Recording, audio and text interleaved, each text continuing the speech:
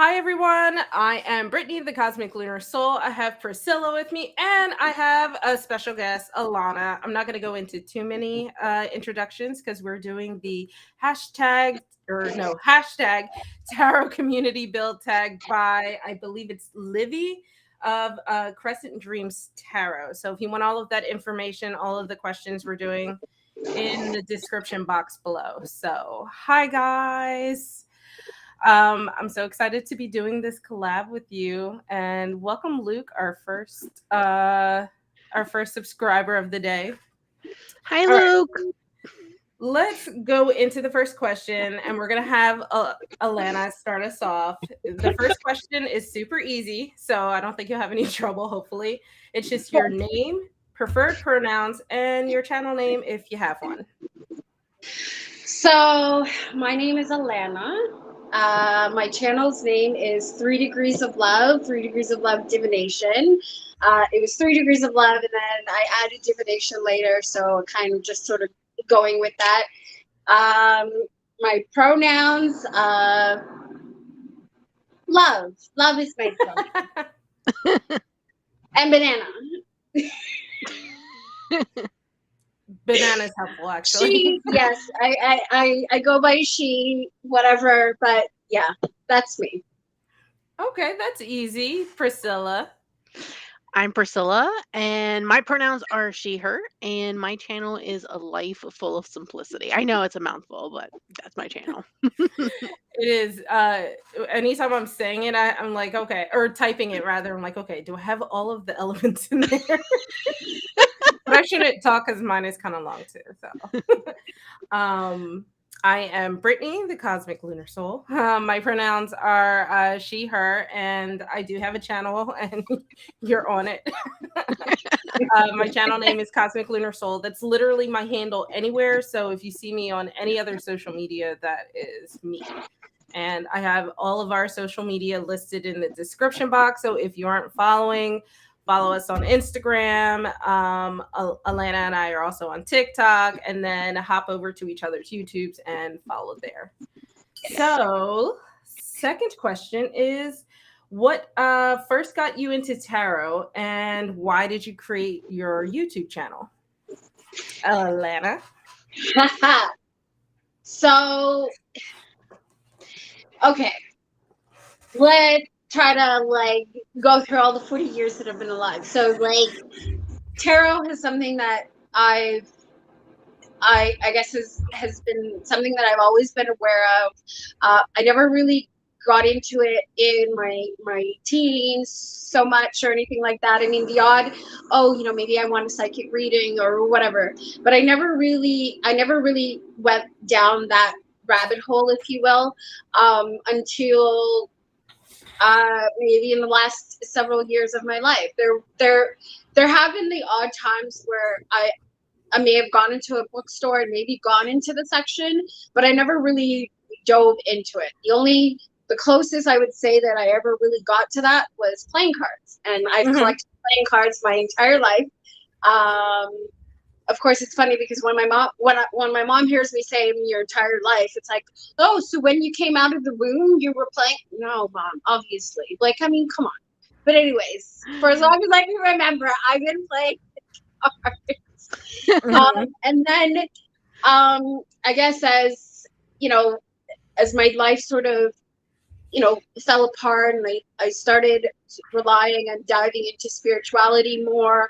I worked in a Christian bookstore, but I was also very, I was searching for something that was about knowledge, and it was about trying to make sense of what I was dealing with. Because literally, when I talk about the tower moment of my life, it has spanned a full 10 years, and it came crashing down in 2013 when my dad's mom had passed. So and then my mom's mom got sick around the same time. So all of that, of course, there was a lot of hypocrisy in the Christian bookstore. I walked away from that, and while my marriage was failing, my mom was like, I'm going to take you to a reader. We need to find out what's going on with you. What is wrong? Is there a curse? Okay. So we went, we did that, and then I ended up leaving my husband 2016. I moved where I am now. I met a friend who was into crystals and spirit guides and things like that. Not really into tarot, but it was around that same time I actually started looking more into tarot. And I actually purchased my first tarot deck, which was a Kickstarter. It took 2 years. That was the oh my god, now it's the True Black Tarot.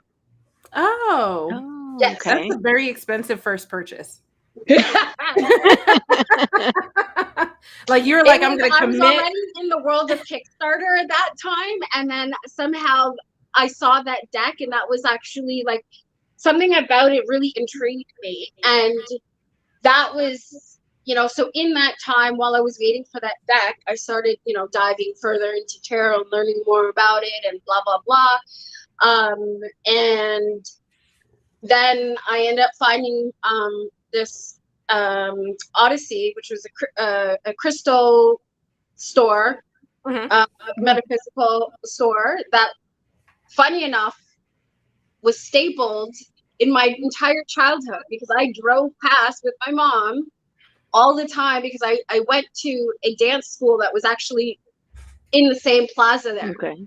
Mhm. So that was funny. And then as I continue to, you know, life and stuff like that, and diving further into tarot and spirituality and, you know, that sort of freeform, you know, paganism and all of that, I realized that it's actually all the same. Somewhere along the way, we've divided. Mhm. And so it was learning all of that and submersing and gathering all this information and the spiritual awakening and whatever that was going on in my life that I was dealing with that was kind of happened very haphazardly, led me to want to start this channel. Mhm. And why I led to the name and called it that was through the, and it's funny because actually mentioning another YouTuber who I came across, and that's in Sadhana from Integrative.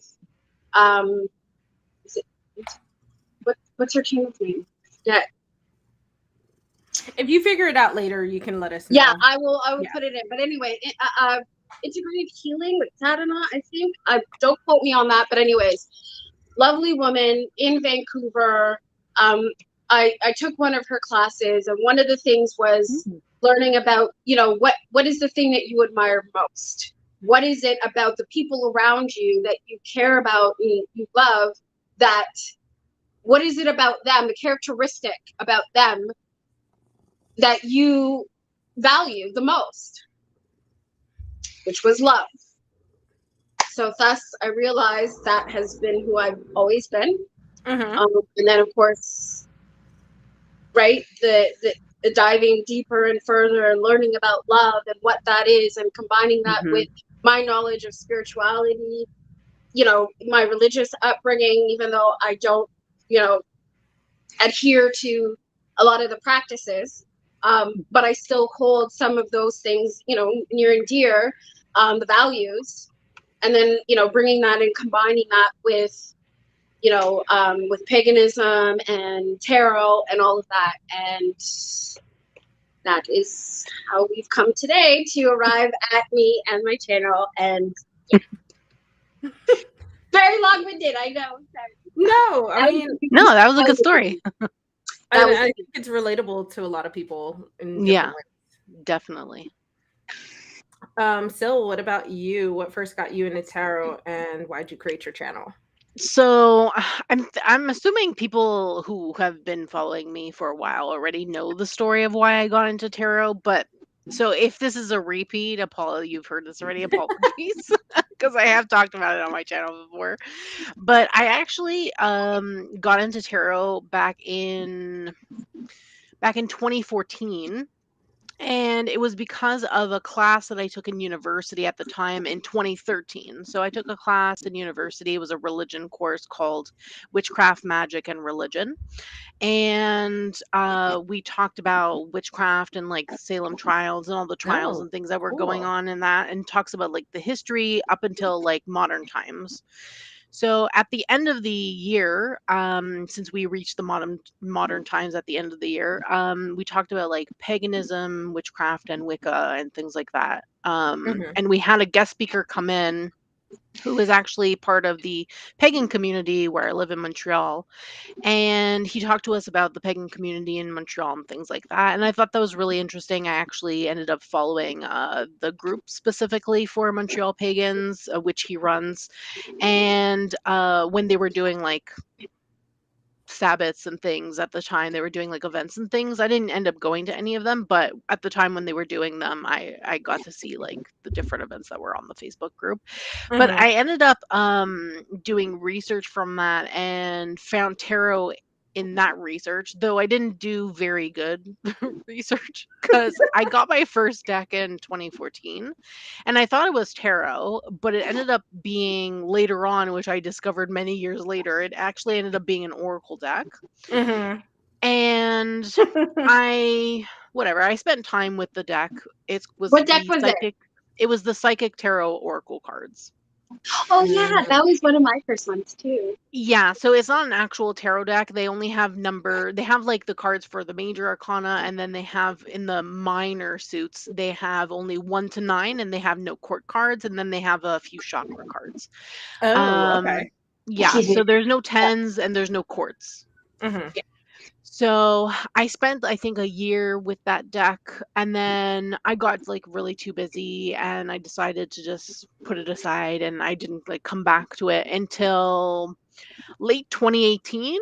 I wanted to get back into it and like get back into it and buy decks and learn better how to read tarot and things like that. So I picked up the deck, which was on my shelf at the time collecting dust. And then I did research and found out the deck I had was Oracle and not Tarot, and what the difference was between Oracle and Tarot. And I was like, oh, okay. So then I bought my real first tarot deck in the beginning of 2019, which was the Wild Unknown Mhm. Tarot by Kim Kranz. So I Yep. learned tarot on that deck. That's And that is actually a pretty advanced deck to be learning tarot. I know, but I I did agree. it. I did it, but it took work. But I love that deck. It's one of my Me favorites. too. So Me too. Couldn't tell at all. yeah, especially since I have like her entire collection.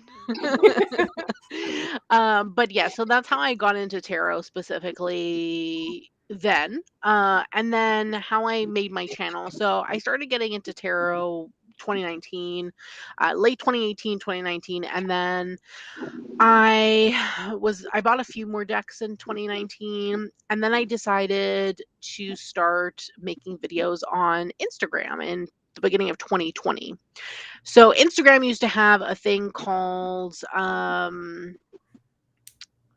what do you call it? IGTV, and I So made some sorry. videos. I did lives actually. I used to do lives and things on IGTV. Really? Yeah, Really? if you go back to my Instagram, everything is still there. If you go back, some of them were lives and things.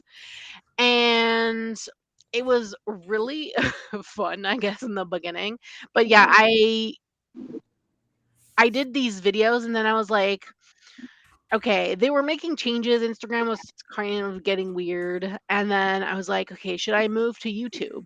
So I was like, in the end of 2020, I was like, okay, I'm gonna move to YouTube. So I ended up moving to YouTube, and I started my channel at the end of 2020, but posted my first video literally at the start of the year 2021. So January 2nd, 2021, that's when I posted my first video, and I've been on YouTube ever since. So Mhm. 2.5 years now.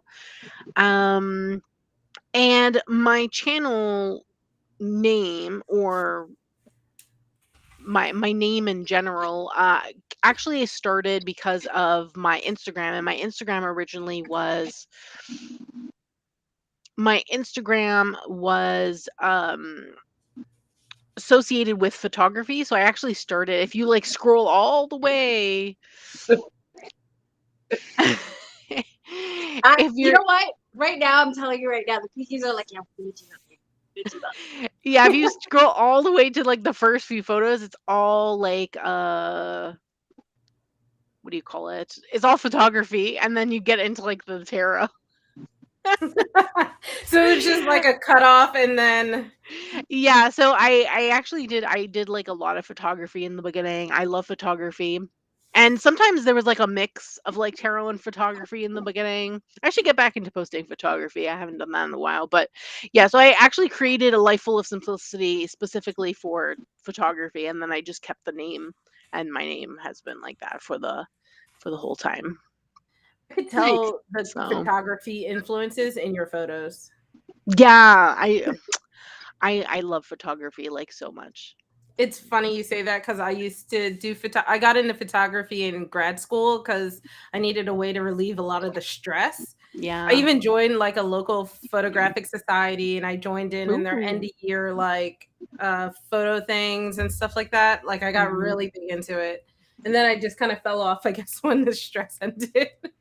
But I Yeah. still like it. It's just not as big a hobby anymore. Yeah, I love So it. that's super cool. I like that connection between us. Yeah. So before I get into me, I do want to say Luke answered both questions, but I'll read his second question. He said he got into tarot after talking to a friend who was raised pagan and his collection of tarot cards, and he realized he could use them for his future profession as a pediatric therapist. So that's kind of cool. Ooh. Yeah. And also welcome, Violet. Thanks for listening to us while you clean. So for me, I got into tarot because, well, I started to get into the world of witchcraft and stuff like that, and that was really my goal. I had no intention of really diving into divination, but I had a friend who did like tarot, and I wanted to get her a gift. So technically, my first tarot purchase was for someone else, and I wanted to make sure I was buying things that were good, I guess, and also making sure I wasn't being disrespectful in some kind of way. And if anybody who knows me knows, I kind of research things obsessively before I buy them. So that's kind of how I accidentally pulled myself into tarot, was through that. It wasn't even for myself. So haha, here we go.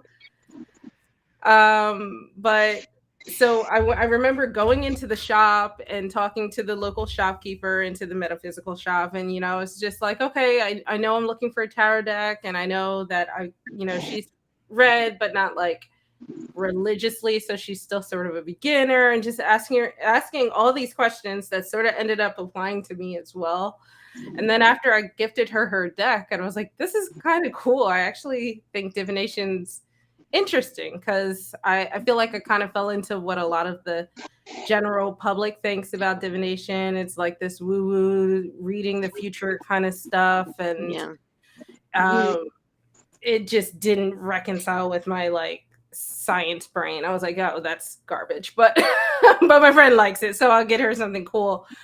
So luckily, because of her, I was able to research it and really learn about divination and how it works and how it can be used to like in tandem with witchcraft, and how it can be used in tandem with psychology and stuff like that. So that's kind of how I ended up diving into it. I created, actually, I also turned my Instagram into my tarot Instagram because I wanted a way that would force me to practice, and I feel like I needed an account in order to be part of a community to do that. So that's kind of how my Instagram became a thing.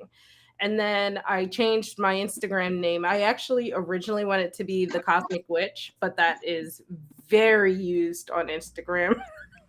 So I ended up being Cosmic Lunar Soul because I wanted something cosmic based or spacey themed, and that just kind of became the handle that stuck everywhere. And So I joined Instagram to do that. I started doing lives on Instagram so I could practice. Periodically, even now, still I do like request reading kind of thing, and I'll just pull a card or throw some bones or something like that. And then I realized that Instagram wasn't quite the platform that I was looking for to do all of those things. So then I branched out into YouTube. It started mostly to do like reviews of like my witchy boxes. And then I realized one of the processes that I really like when I get a new tarot deck or oracle deck or anything is to kind of flip through them and look at the cards. And I was like, this would be cool because I watch flip throughs. I'm sure other people would be interested in them, so I should do them. And that became part of my bonding process with decks. Like, I have a pile of decks that I will not use until I do a flip through of them for YouTube. So it's all part of like built into my practice now somehow. Kind of how the YouTube portion of it came around, and then realized I really liked it and built like this little community between Instagram and YouTube, and just being able to share my like voice and I guess join in conversations for the different communities, both tarot and witchy. Yeah. Yeah, I feel you on the needing to film an unboxing. Yes. We're using the deck because I'm like that too sometimes. Sometimes, not always, but sometimes, yeah. It's very rare. It depends on the deck. But almost, especially once I buy for myself, I'm like, oh, I definitely, like, I bought it for a reason, so I want to show it off. Yeah. Give me a chance to. And you know what? For me, it's complete opposite. The complete opposite. I buy my tarot decks, and to me, they're for me. Yeah. So me and my piggies, we want to enjoy our tarot decks. Like, screw the rest of you. We'll enjoy like the rest of everybody else. We'll enjoy the flip throughs and enjoy everybody else who puts those out. But when it comes to me and my decks, we're like, no, we don't have the time for that. Listen, we don't know. What? No, we want to open it. We want to enjoy our decks and let's play. And yeah. Then somehow along the way, I'm like, this would have been a filming opportunity. And then I'm just like, after the fact.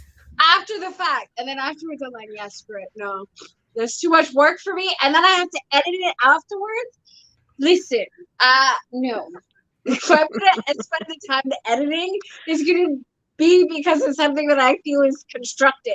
And to me, flipping through, that is not constructive for me. Although my piggies and I, we very much enjoy when other people do it. So we love it when you guys do it. We're all excited for your videos when they come out because you guys do such an amazing job, and even everybody else out there who are doing videos, we very much enjoy seeing that, and we get very immersed to, you know, in everybody's what's the word, reactions as they're opening it and stuff like that. And it's the best too when it's we're watching a video that is of a deck that we know we love, and this other person is, and so there are times when we'll like finally get our deck and we'll know there's a walkthrough coming, and we'll sit there with the deck watching the walkthrough as we open it, and we have a blast. Oh, that's such a cool idea. Right? And I have such a blast with doing that. Like, cause like, I'm like, I think about the fact that, oh yeah, I'm doing this with like, you know, somebody I admire who unfortunately isn't where, you know, isn't with me, but at least I can enjoy in this excitement with them. Right. So I very much enjoy doing that. But it's like, it's the editing and the posting and the promoting, and I'm just like, and that's the hard part, right? So, but we want to do it, and we want to continue the channel, and because of, you know, what we feel we've been getting out of tarot and how we combine that with therapy and stuff like that now, and how helpful that has been. So we're very passionate about that, and I say we because I'm talking about all my minions and opinions and piggies, which I consider my spirit guides and my feelings. Mm-hmm. And that whole story is another topic that came out of therapy. So, but you know, I love when you guys do your videos, and even to hear, you know, the feedback that you guys have about certain decks and things, and I'm like, oh, I never really thought about that. That's cool. Or yeah, I feel exactly the same way. And so I'm watching your guys' videos, and I'm totally talking to you like you're right there in my living room. Which you're not, and I'm sure because I live in a condo, and my unit is actually right by the elevator. So when I'm like shouting at the TV and things like that, I can only imagine that people are hearing me and thinking, "What kind of weirdo lives there?" Usually, my reaction is like, Sil gets more. She goes through more decks than I do, so she has way more reviews. So I'm like, another one I have to add to the wish list. My experience is a little different, but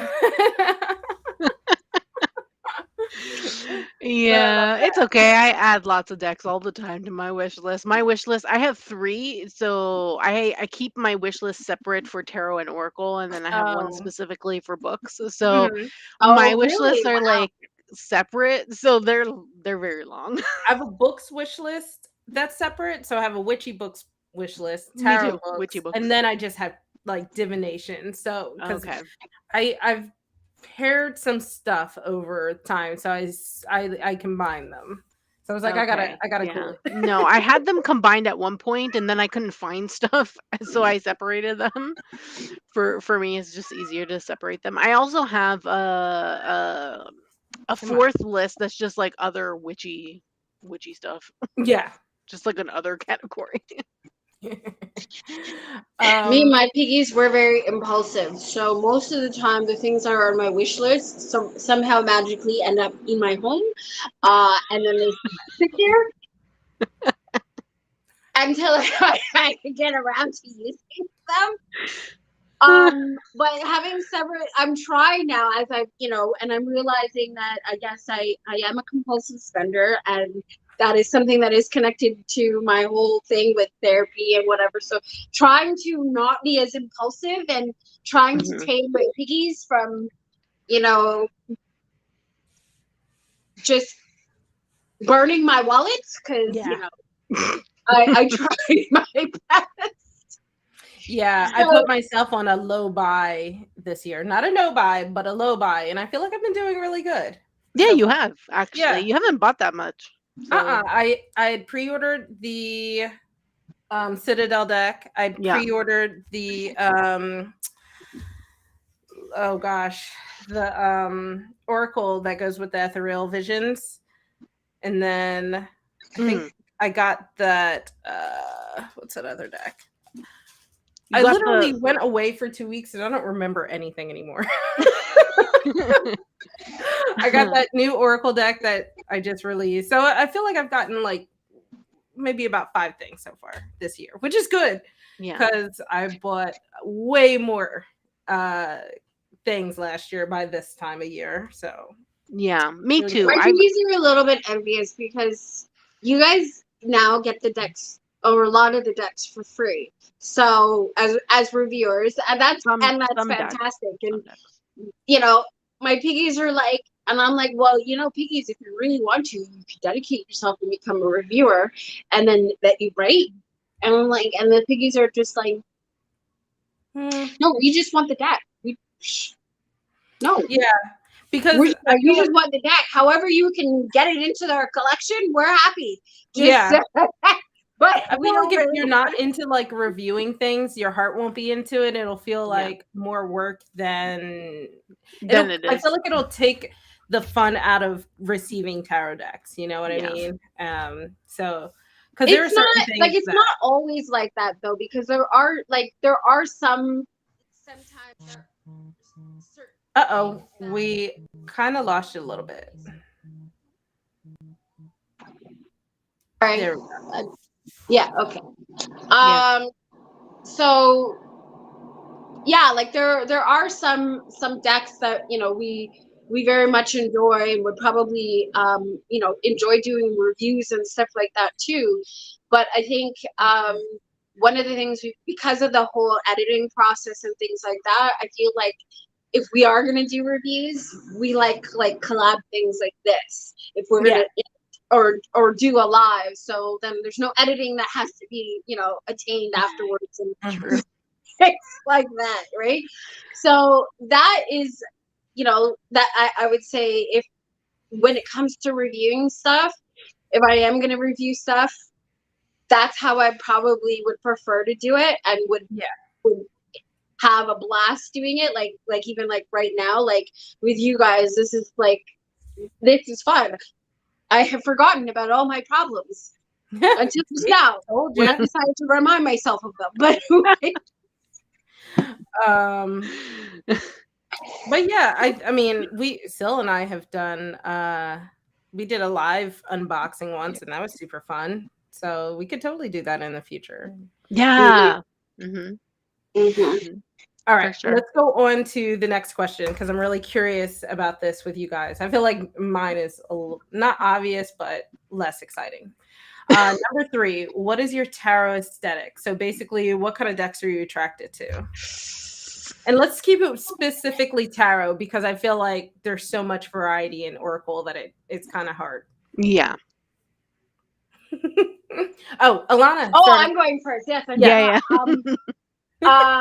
So okay. So for me, tarot, I would say I'm very eclectic when it comes to tarot. If there is to be a requirement, well, I'm very much a nerd. So, and I'm very much well, like literature is definitely one of my things. So for me, a good tarot deck comes with a very good guidebook. And not to say that I don't enjoy other tarot decks that don't have guidebooks, but I think I gravitate more towards decks with great guidebooks. And also have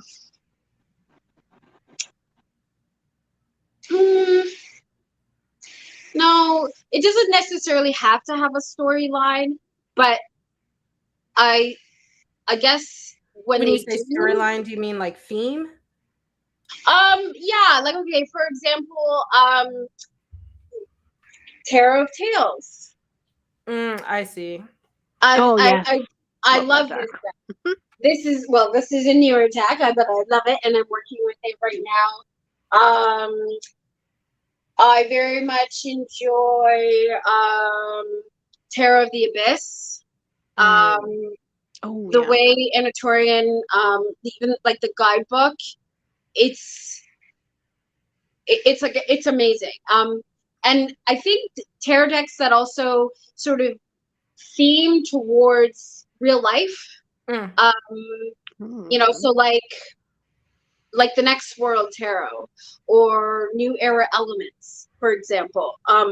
So like decks that are more modern, I guess, right?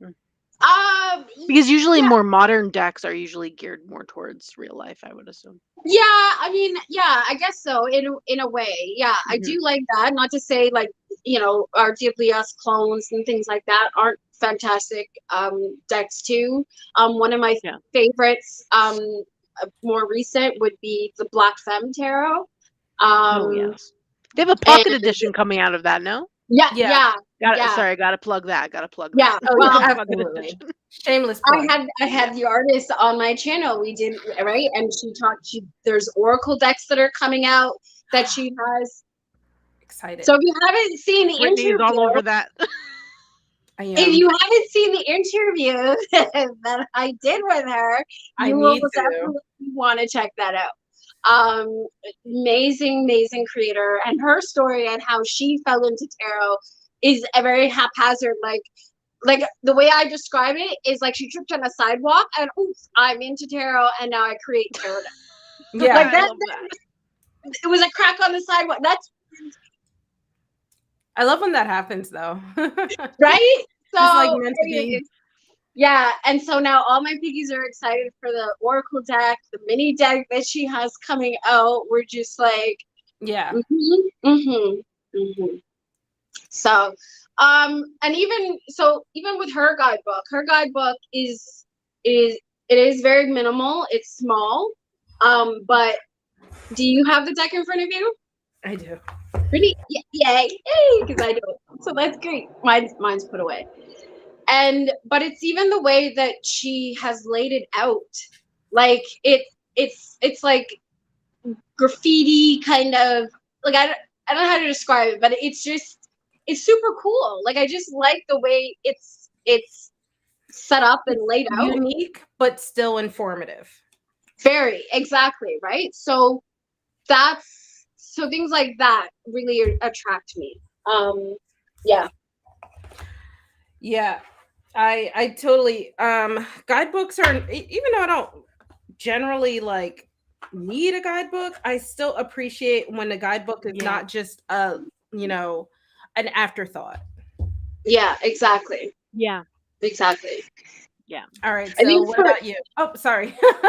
Sorry, just a quick thing to add was, I think for me what it is, it's like the guidebook enhances for me the reading. Like I can interpret the cards a certain way, but it's like there's the artist's interpretation, the creator's interpretation for me adds that extra oomph of message that you really only get if they have the guidebook, right? So yeah, totally get you, especially with indie decks. Like I go out of my way to support them for a reason. I want your thoughts in the guidebook. Yeah. Exactly. All right, sorry, did not mean to accidentally cut you off. That's okay, no worries. I got excited. All right, Sil, tell us what your tarot aesthetic is. Sure. I was just sharing your unboxing for your Black Femme tarot, Brittany. Thank so you. yeah, check that out if you want to look at the unboxing of the deck. It's really nice. Yeah, for me, okay, tarot aesthetic. It's so hard because I have like so many different aesthetics in my collection when it comes to tarot. I do gravitate towards a lot of like I do like a lot of watercolor when it comes to art. I also like a lot of plant decks. I have a lot of animal decks when it comes to tarot. I love animal decks. So that's probably an aesthetic that probably I gravitate towards a lot. And I do like a lot of modern decks, and modern in the sense of it doesn't matter, even if it's like an RWS clone, because I do have quite a number of RWS clones that are like modern versions of the RWS, which is totally fine with me to have. Yeah.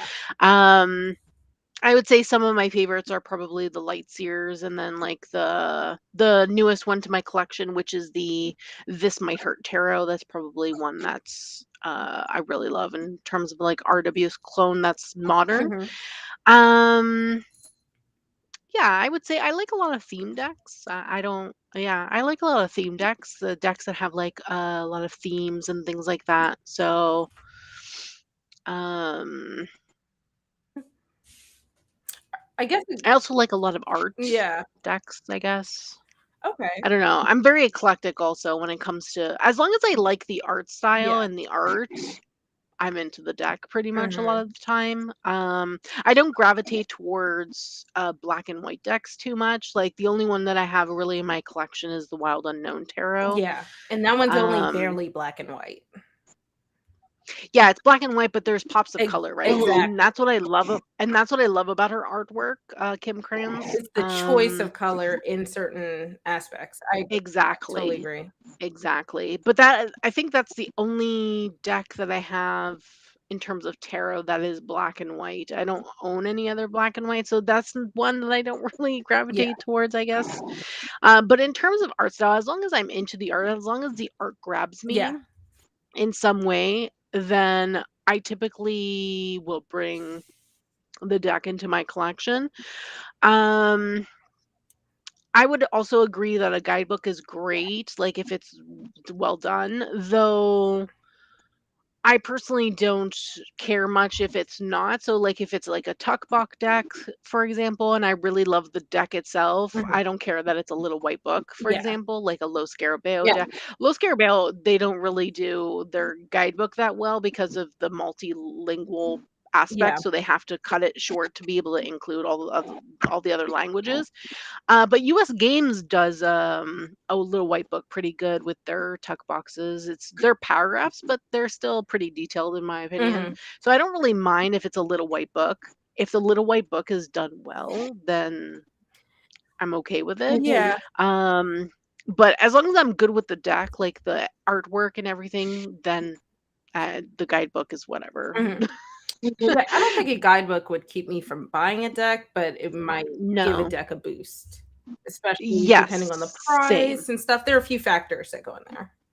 Yeah, exactly. And if you're gonna do like a luxury, like for example, the Fyodor Pavlov tarot from US Games, the guidebook that they chose to do it's a hardcover bound book. So of course the price of that deck is a lot more expensive because they went luxurious with the packaging Yeah, and the guidebook and things like that. And hardcover guidebooks are expensive to they make. are. So that's nice, and the guidebook I've heard is really good with that deck, Mhm. so that's just a extra bonus, I guess, in that sense. But yeah, I think for the most part, I'm pretty eclectic when it comes to art style. I just have to gravitate towards the art to really love the deck. Mhm. Um, I would say for me, I mean, I think out of the three of you guys, I'm obviously the most picky. Yeah. But I don't know what it is that necessarily draws me into a deck. I just know there are certain things that will absolutely make me dislike a deck. Mhm. Okay. Like for instance, I don't like when the suits are renamed. There are certain names that kind of are all Mm, similar. Like I'm not going to be upset if it's instead of swords it's daggers or something like that, but I don't like when they're like just rename something wild. I also generally don't like when the courts are renamed. I don't mind it with the wild unknown for whatever reason, but usually I don't like that yeah. either. um but I feel like I enjoy unique takes on Rider-Waite-Smith clones. So I have a lot of them, I feel like. I have my cat tarot, I do have the light seers, I have the Philly tarot. I have a lot of clones, I feel like. So I think I like Me too. unique takes on them for whatever reason. I don't know. Something I'll have to dive into one day. But then I also do like to see unique I think things that are out of the box but still fit my art aesthetic. I will say the Black Femme Tarot is probably the most outside of my art aesthetic in terms of I like Okay. I generally don't buy pastel decks. For example, Oh yeah. I think this might be my only pastel deck, but I Which really one? liked The Black the Femme. Black Oh, Femme. the Black Femme is the only pastel you're saying. Yeah. I tend not to gravitate towards them. I do like a lot of color in my deck as well. So yeah, I don't know that I could actually in a few words say that what my tarot aesthetic is. I just randomly haphazardly like things. Yeah. I actually don't mind when creators rename the suits, Yeah. especially if they're a theme, like if it's a theme deck. I actually love that because you're going with the theme. Yeah. Mhm. But I actually prefer if you're going to rename, I like the elements, like the suits as the elements. As long as you're doing the elements where like fire is wands Yes. and air is Yes, yes, swords, Yeah. because sometimes people switch them Yeah. and I'm just like, no. Yeah. That is exactly. definitely I would agree. yeah. So, like for example, a deck that to me, that does that with the renaming that I'm kind of like, is it's U.S. Games. I think it's the Harmony Tarot. I was looking at that deck and it seemed, and it's very much geared towards. Someone goes by seasons. It's renamed by season: spring, winter, fall. Is it? Well, the court cards, I think the court cards have some weird names. And yeah, I'm looking at the one by Harmony Nice, and I'm like, what's that? Say that again. Is it the one by Harmony Nice? Yes, I think so. Which okay.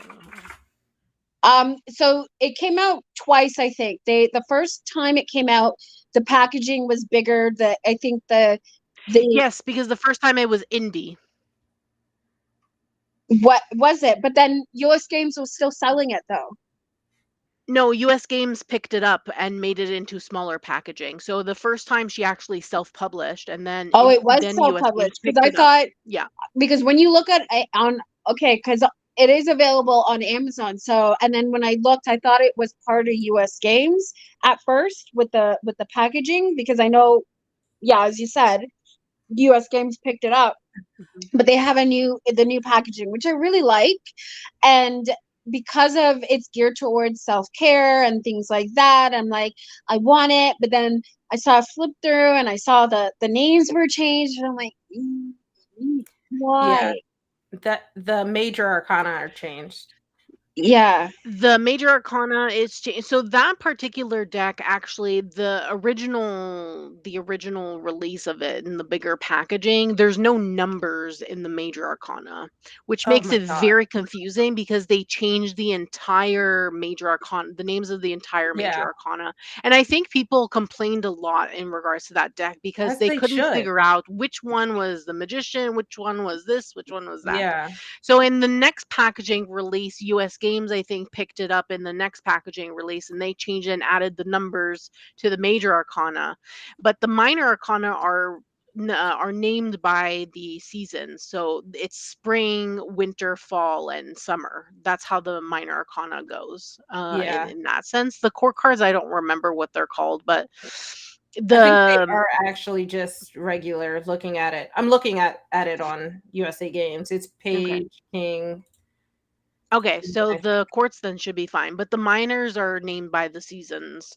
I don't remember in the original release if there was any changes to that specifically, but yeah, the biggest complaint was with the major arcana with the original box sets, because of the fact that there was no numbers in the major arcana, which I don't blame people. That's very hard. Like, if you're learning tarot and you want that deck for the first time, you need to have there should be numbering, right? Like, even if it's like Roman numerals or something, like anything really, there, if you're going to change the title, you should put the numbers.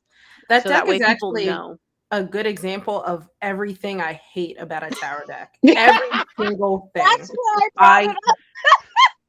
hate the fact that the majors are changed. I hate the naming of the minors. I hate the artwork. It's flabbergasting. I actually love the artwork, but if I were to get this, I would get the US Games version. Yeah, that would at least be easier to manage for sure. Yeah. So and since it's released, I have been thinking about it. With US Games, I have been thinking about it because I really like the packaging, and I'm a nerd that way. The piggies, they have a thing for packaging, so. So that alone is kind of where we're leaning at to, oh yeah, the deck looks really pretty, but then the practicality of everything being changed, we're like, so that's why that is still kind of sitting where it is at. Yeah. Which is still on US Games website and not in our collection. It's funny, it's like the rare instance where something's picked up and they actually do it way better. Okay. Yeah. Sorry. Had to pick Luna up. No worries. Luna. I've had both cats on stream today. Okay. Nice. You guys ready for the next question? Yeah. Yep. Felt like this one's an easy one. What tarot system is your favorite and which do you want to learn? Okay. We're on number 4 now, just if you're keeping track in the questions that are linked. Yeah, we're at number 4. Okay. So, this one. I wouldn't say that I have a favorite. Hmm. I feel like, and I guess maybe this is just how I am. I tend to pick up things rather quickly. And I guess in the sense of what we have Marseille, RWS and Thoth. And probably some others. But the way I read tarot, I don't adhere necessarily to a particular system. I read the cards as they are. So it really doesn't matter which, for me, which, um, you know what I mean, which Hmm. thing I adhere to. Yeah. I I will use all of them at any point in time, and I would say that my knowledge for the way that each of them work, um, is very, I guess, basic, but basic enough to where I could read, I can pick up and read any deck and be okay with that. Yeah. Not to say like, you know, like I have to adhere to any particular system. So Right. So a specific system, like if a deck is a specific system, it's not gonna make you want or not want it. It's just a thing that it is. it just, exactly. Okay. It's just once I know it's a Marseille, then I'm gonna read it as per Marseille standards or whatever from the most part. But other than that, no, it Okay. really doesn't matter. I like them all. So yeah. Okay. So technically you don't there's nothing you need to really learn because you kind of know them all then, right? Well, I mean, okay, Sort of. well, but that's okay. So I guess that depends now, because if we're now going into like other things like Lenormand or Kipper or whatever, those are a little bit different. But I if we're consider sticking them specifically with cartomancy, but tarot, not tarot. I don't. say, say that again. Yeah, but Livy did mention Lenormand in their Oh, did she? video Okay. as a system, as like a system to learn, because Oh, it okay. technically is still a system. It's just It not is. tarot related. Okay. So Yeah. So Gotcha. in those respects, like if we're just talking strictly tarot, then yeah, I don't think that there's anything that I'm geared to say I want to learn. Mhm. Um Lenormand, on the other hand, and maybe Kipper and things like that, probably diving into its traditional form a little bit more. I do have Kipper and I do have Lenormand, but the way that I'm reading those right now are just like a standard oracle. Like I wouldn't Mm, actually do like an okay, actual like Lenormand reading or whatever like that. gotcha. Yeah. love Lenormand. Lenormand is so good. So yeah, Okay.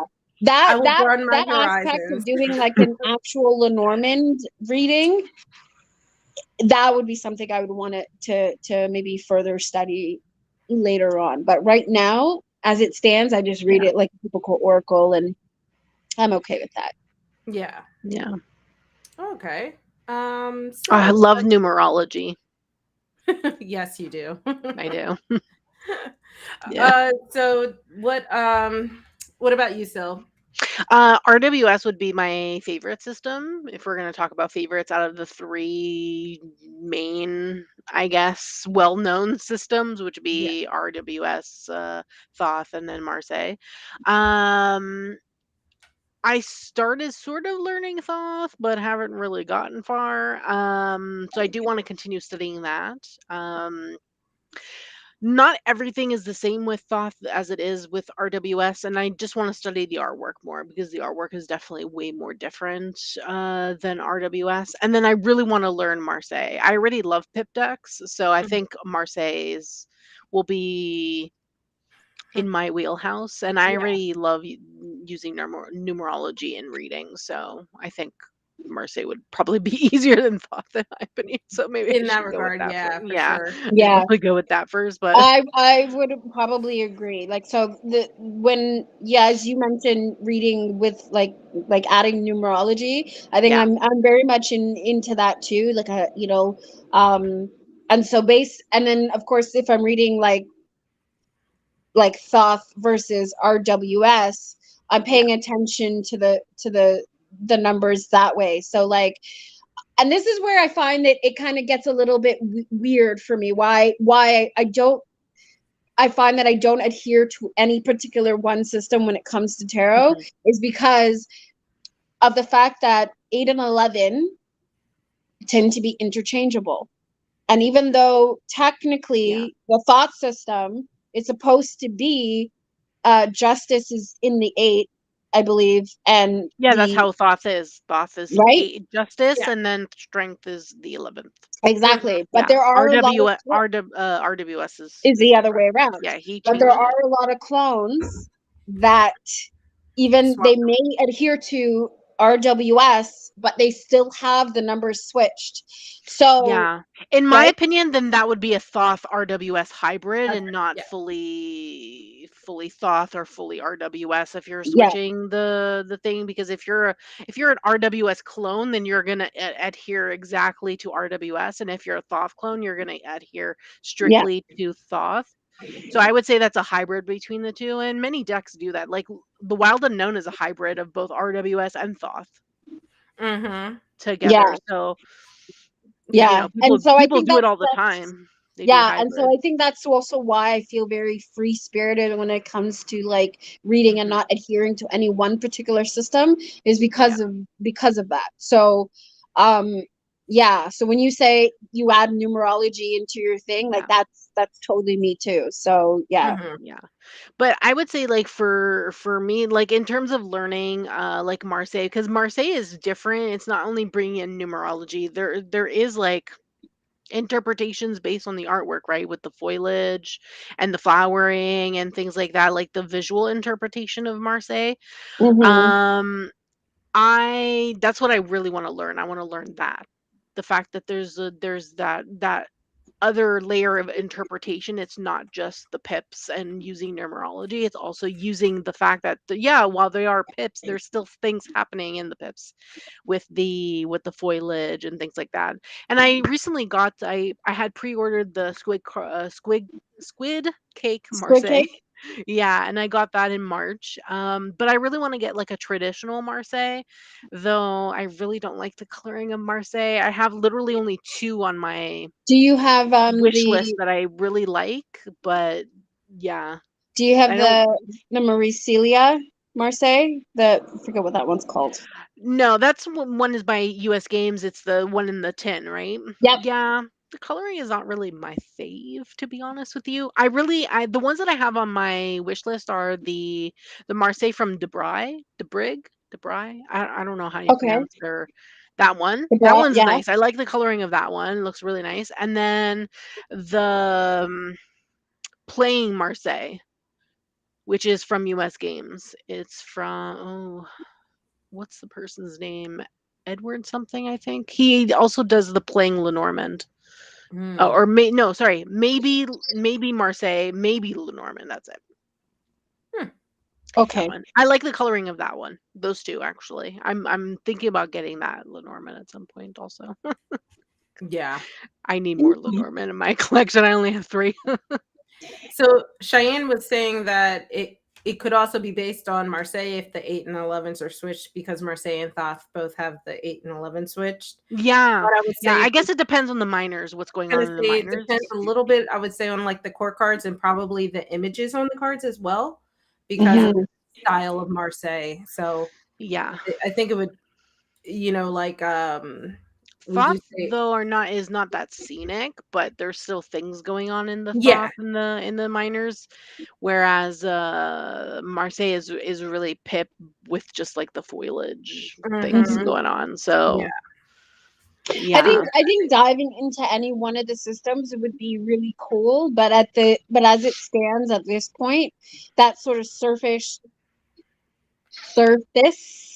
sort of broad kind of way of approaching it is what I've been doing, and I feel like that's kind of where I'm comfortable at right now as it is. So but any like diving into any one of those traditional things at any point in time would be really cool, I think. So I like the artwork of it. I know that it's playing card in the minors, but I like the artwork. I think I would probably get the Marseille from Debrig. I don't know how you say their company I name, say but Debra. okay. I thought you were saying DeVry for the longest time. I don't know. I No, didn't know they they're did like that, a but they're cool. Well, like an this is the indie one. indie We're talking publishing about the house. one here that malfunctioned when saying my name, Alana Banana. So Yeah. Oh we'll Yeah. yeah. just Yeah, the one by Debrig, Debra. Debra. I don't know how you pronounce but they're on Amazon. It's on Amazon. I like that coloring of that particular Marseille, and that one's traditional through and through, like the Yeah. majors, the minors, the quartz, and everything. So, and I'm pretty sure it's in French also because Mhm. Squid Cake Marseille is not the actual cards are not in French like the traditional. They're in English. Mhm. But they're written in French in the guidebook. Like in the guidebook, it gives you Mm. the actual French name in the guidebook in Oh, cool. brackets. So I think for me, I'm like solidly a Rider-Waite Smith girl. I don't think I will ever willingly learn Thoth. And then maybe I will reluctantly, kicking and screaming, learn Marseille.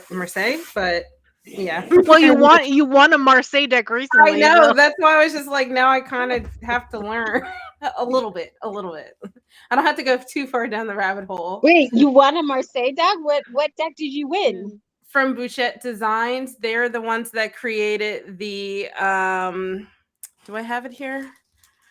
They're the ones that created the Meraki Tarot, and they're coming out Yes. with their 3rd edition, and then they're coming out. I think they're coming out with an Oracle deck as well, and then they came out. they have a Ooh. lot of different things in the works. Yes, they have a lot going on. I think their Marseille is it still funding on Kickstarter? Yeah, it is. It's currently The on Metonia Marseille is what it's called, I think.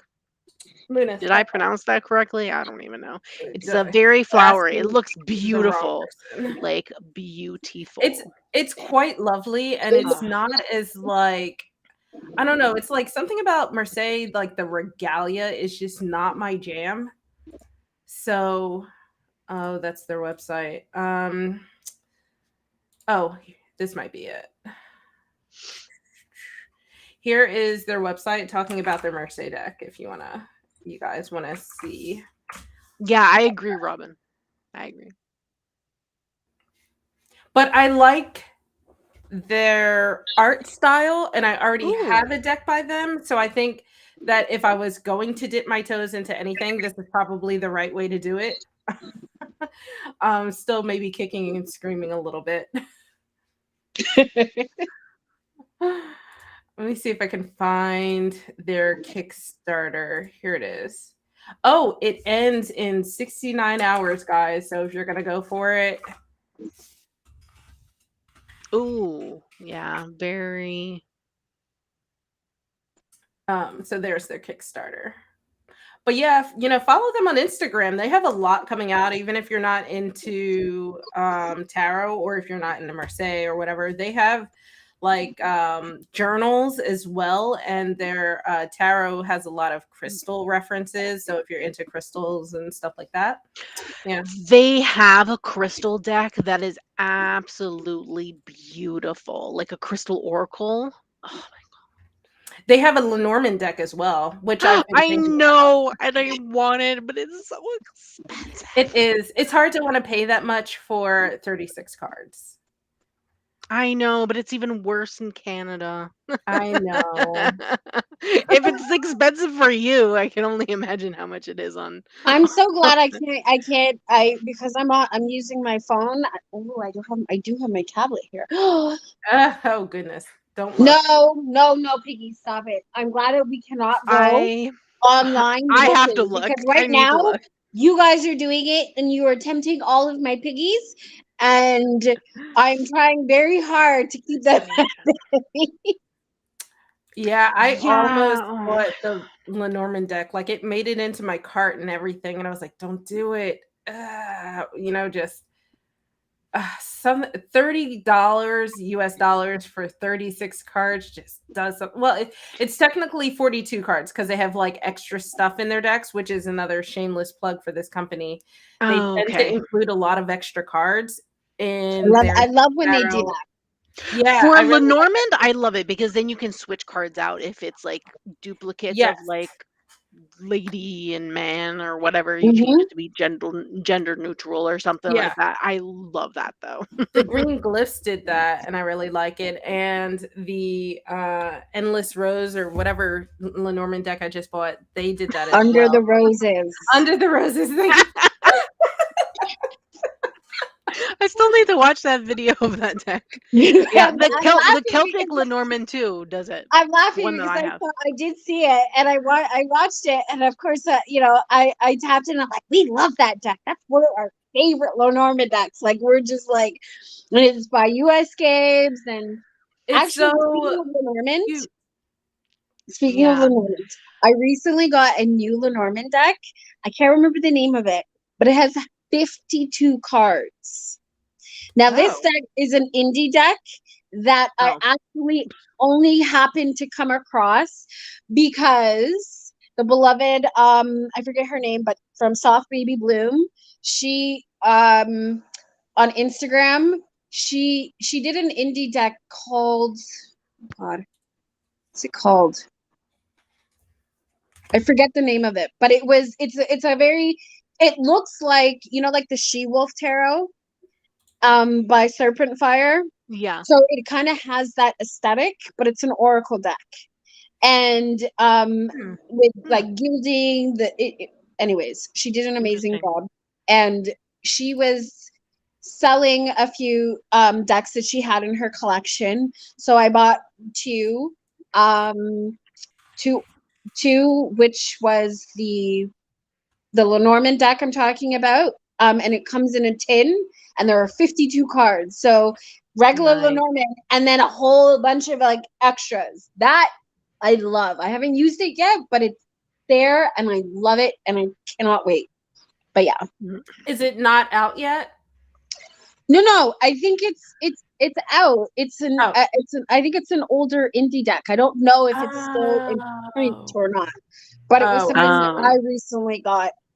That was it was in secondhand buy, so I through on Instagram with Soft Baby Bloom. So okay, I'm looking at the Lenormand deck from Bouchette Design. So it's 41.33 Canadian, and I have to pay 32.24 for shipping.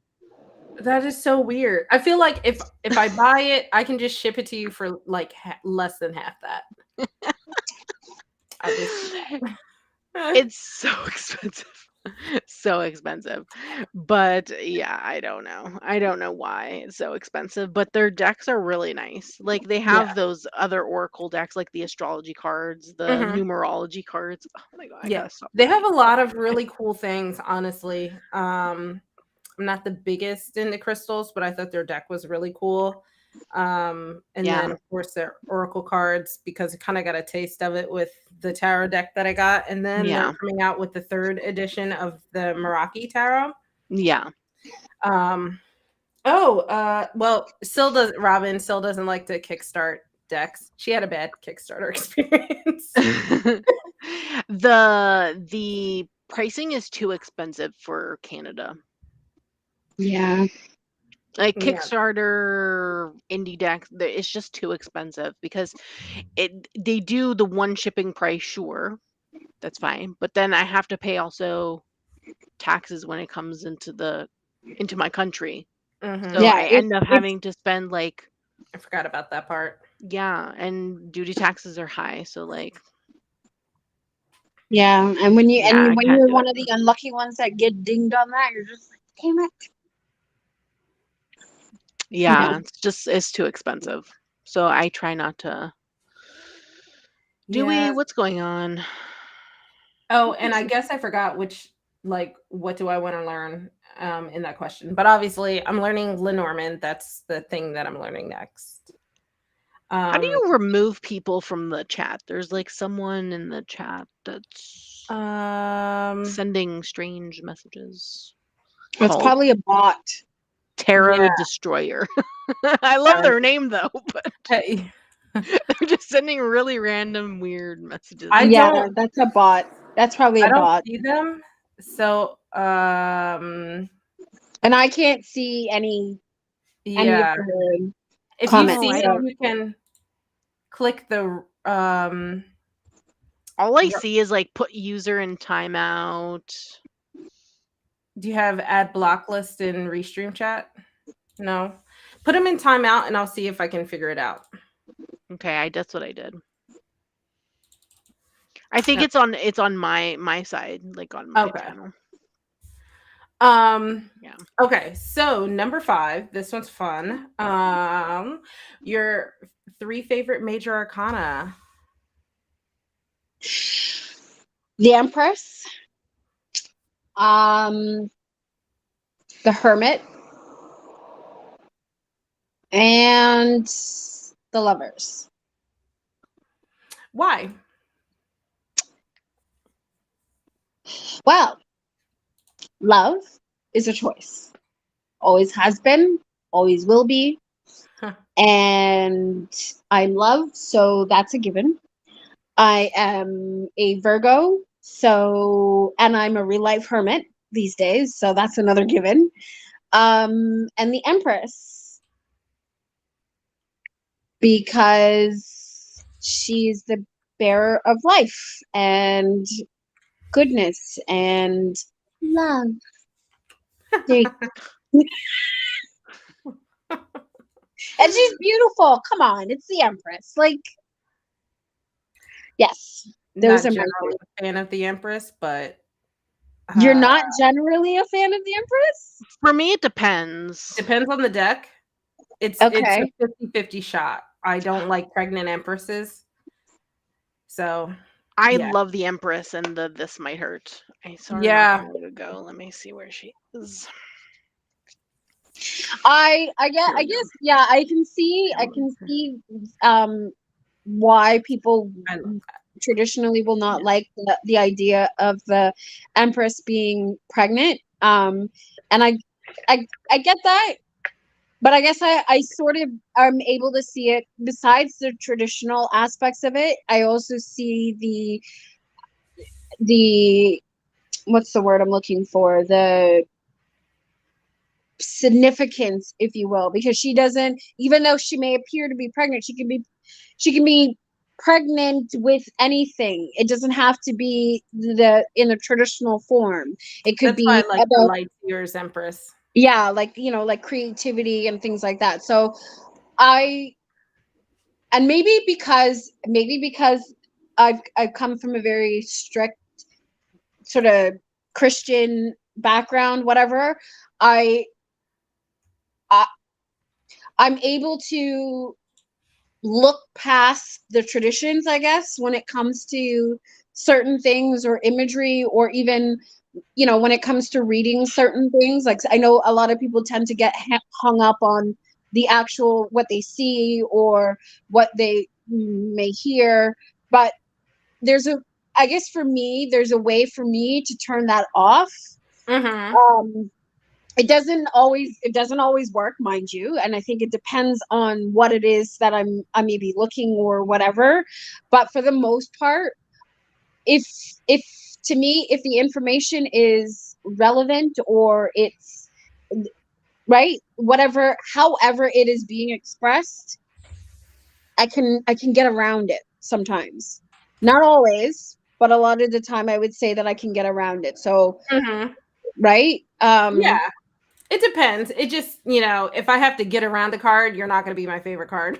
I get you. But yeah, like it depends on, like I said, and it depends on the topic. It depends on what it is. But most of the time, yeah. So that's cool, though. I was just curious. All right, so what are your 3 favorites? And I know you pulled out some cards for us to see. Yes, I did. So I picked my birth cards as 2 of them. So my birth cards are the Hermit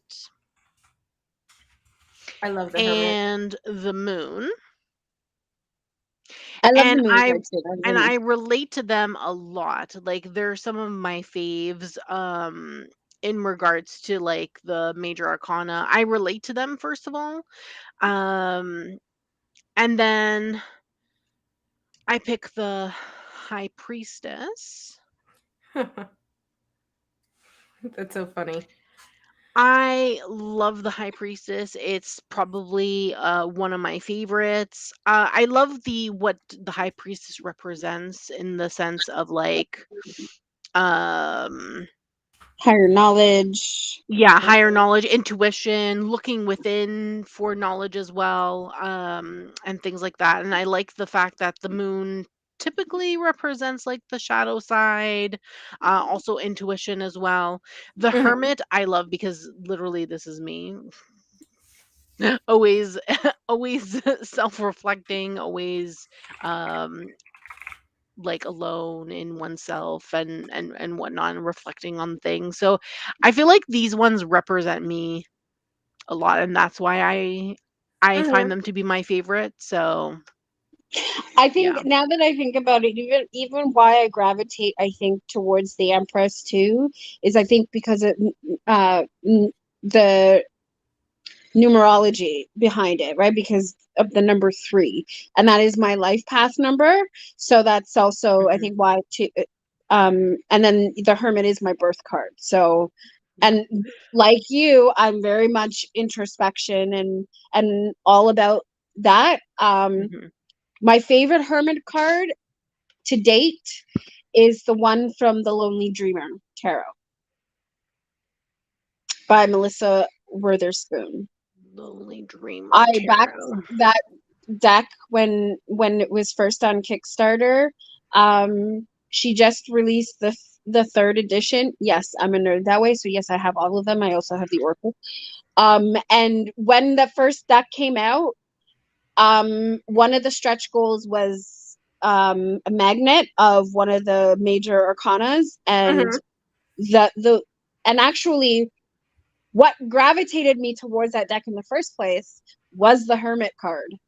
Hmm. And it's the Hermit card that is on my fridge magnet that I have, and it's still to date one of my favorite representations of the Hermit. Oh, that's cool. I think my If you favorite see, hermit is from the Wild Unknown. I just love that yeah, hermit. if you Me see too with it, the turtle, it looks the like tortoise. the Hermit on from the Lonely Dreamer is just one person looks like they're in a garden of flowers, if you will. And they've got this globe illuminating in their hand. Now you can't tell if it's a man or if it's a woman. It's just a being. I think Mhm. they look like it could be a monk because of it's got a bald head. Um, but it's just so beautiful. Um, and something about it just really resonated, and so it's still to date my very very much my favorite Hermit card. Oh, okay. Yeah, I'm looking at it now. I like the colors. I like the scenery, I guess, of it. Yeah. Yeah. So for me, I chose the High Priestess, the Hierophant, which is one of my birth cards, and also the Hermit. That we all we all yep, chose the hermit. I so the high priestess, I feel like Luke mentioned in his comment, he said the sun feels like his significator card. I feel like Hmm. the high priestess is mine when I ask about certain things, especially in like witchcraft and divination. Yeah. And then the hierophant I really like because a lot of people, I realize, I don't know why I didn't catch on to this when I first started reading tarot, but a lot of people feel like the Hierophant's really religious. But I guess I'm just so far removed from religion. I felt like more of a mentorship with the Hierophant, and I really like that. Okay. The cats are just going crazy. And then the Hermit I liked because it was like that I fell in love with it because of the wild unknown. And then I also just like that concept of, kind of taking that time for yourself, looking within and just stillness. Cause I feel like sometimes I'm bad at that. So those are my 3 favorites. And I like that we all chose the hermit. Mm-hmm. All right. Number 6 for anybody still following along, our favorite suit of the miners and why. Alana, so for me, I think I would say the cup suit is probably my favorite. I can see that. Yes, I'm very much all in my feels and my emotions and things like that. So definitely, the cup suit. And if I were to pick a card that is the favorite out of all of them, it would definitely be the Queen of Cups. That's funny. That answers the next question too. Sort of. It may not answer it, but yes. So definitely the cup suit. And I just realized Luke said he's a hermit as well, so he's part of the hermit gang. Nice. But yeah, I can totally see you as cups. I'm not surprised. If you had said anything else, I would have been surprised. What about you, Still? It depends on the deck. So this is like a really hard because for me, my favorite suit will change depending on how the minors are typically created in a specific deck. But I guess I gravitate towards probably the cups and the pentacles, I would say is what I gravitate towards the most. Depending on the deck. Yeah, depending on the deck, but I would say for the most part, if I'm just like generally speaking, I would say like cups and pentacles. And why? I don't know. Typically the art style, honestly. Cups, yeah, I don't know why exactly. I just really typically the art style drives me into it being my favorite. For the most part, in regards to like there's no specific reason why I like cups, pentacles over the other 2. But yeah, I would say the cups and the pentacles. Okay. You and Luke have the same answer, more or less. Cups and pentacles. Yeah. My chat thing is not working on restream, so I'm like, I don't know what's going on. Oh, I'll put it up. Luke was saying he also likes cups and pentacles. He likes cups because they deal with emotions, and pentacles because they're foundations for other things. Some good reasons. Yeah. I like that. I like that one. I also like pentacles. They're my favorite. Sometimes wands, it depends, but mostly almost always pentacles. And I will say if I don't like certain cards in the pentacle suit, that will make or break me buying a deck. So take that for picky. So I like pentacles because I feel like, the journey of the miners, I relate mostly to all of the pentacles in some sort of way. And I felt like when I was learning to read, it was the easiest for me to understand because of that. So I've always kind of had a better connection with the pentacles. Also, as like a Taurus and stuff, like, earth energy, this is me. So anytime pentacles pops up, a lot of times I feel like it's definitely in reference to stuff that I need for me. We lost Sil. Oh, where'd she go? We'll hopefully be back, but we'll just We'll come back. There we go. Hey, all right. There we go. It's bothering me because it's just like a blank thing. There's nothing on this. Hopefully it's fixed. Well, yeah, I can see. Okay. Chat now, so yeah. So yeah, pentacles is my favorite, all-time favorite. And I'm gonna just kind of flow into question 7. Which of the court cards would you consider as your significator?